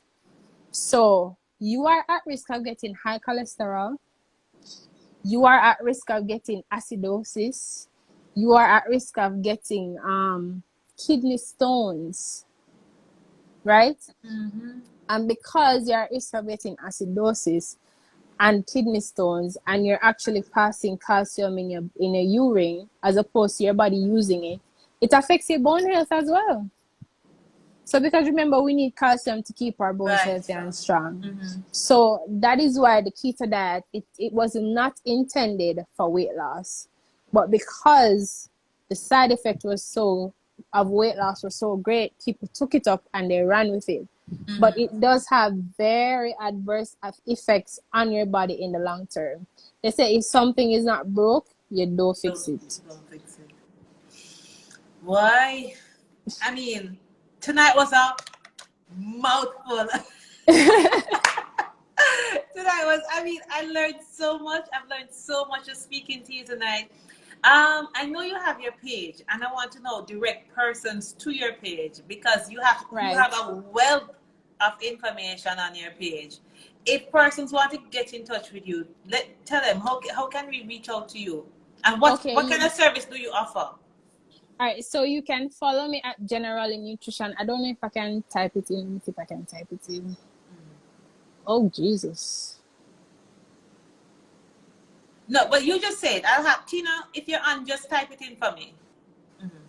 Okay. Yeah, so you can follow me at General in Nutrition. That's my Instagram page. You can give me a call at 345-1643. Or you can send me an email at generalinnutrition@gmail.com. Some of the services that we offer, and in my bio, the first thing, well, not the first thing, but one of the things they're going to say is, but don't sell meal plan. Don't come over here if you just want a simple meal plan. Because the aim of my game is to educate you on how to eat. I can give you a meal plan and I can make you lose weight, but what's going to happen after you're tired of eating the foods on the meal plan? What's going to happen after that? What's gonna happen after the 4 weeks over? You're going to buy another meal plan and buy another meal plan. You don't know why you're eating the stuff that you're eating, but somebody just telling you to eating it, so you're eating it. So what I really focus on is nutrition education, right? So some services I offer, we have individual as well as couples nutrition counseling, because sometimes when our partners are gaining weight, we kind of tend to gain weight with them. I don't know if it's an emotional support thing, or I don't know if it's the eating habits in the household, but I do provide those services. I also provide services on weight management, digestive health. If you have any digestive health related issues such as irritable bowel syndrome, celiac disease, stuff like that, of course, in conjunction with your doctor. Okay. Also, I offer workplace wellness programs where I go into the workplace, develop a healthier menu option if the company serves their staff lunch. Okay. Speak to the staff about healthy eating at home. Speak to the staff about snacking at work. Encouraging them to kind of develop an exercise program at work, or to how to incorporate their exercise regime, before or after work. I also do nutrition education presentation, which is kind of what I just did now. Yeah, man. It's just kind of giving information so people are aware. Instead of somebody just telling you to do A, you know why. Right. No, you know why you need to do A. And I also offer a 30-day nutrition coaching program. That is because it takes 21 days To develop a habit. To develop a habit. So I do a 30-day nutrition program with you where you don't just go cold turkey when you're working with me. I meet you where you are. And if you say, boy, Janelle, may eat a box of pizza a day, right? So, all right, let's try half a box, And I kind of work you into eating healthier without you even realizing that you're eating healthier. Because a lot of nutritionists like to let people go cold turkey, right? And when you let people go cold turkey and they're having a craving for this food, they'll overeat and they start binging. So I work with where you are, and as you said, it takes 21 days to develop a habit. So by the end of my coaching program, not only will you have a healthier lifestyle, because I also focus on mental health and just entire wellness, but you're not gonna really need me after the 21 days, because you know if you eat now, yeah, you know exactly what to eat, you know how to eat. You don't need anybody to give you a meal plan. Yeah, we need to come check you. We really need that. Because when you mention it, say, you know, if you eat now, me just go back to the dumpling and the something in the plate, and I say, we really need coaching to get me to the stage when we eat only 3 pieces of food with the meal. So definitely, everybody need a little help in terms of a little nudge. Yeah. You can't do it alone. There's nothing in this life that you can do alone. If you have some sort of muscle injury, you go to a physiotherapist, and you don't go to the physiotherapist one time. You go to the physiotherapist until the injury is healed. If you're sick, you go to the doctor, right?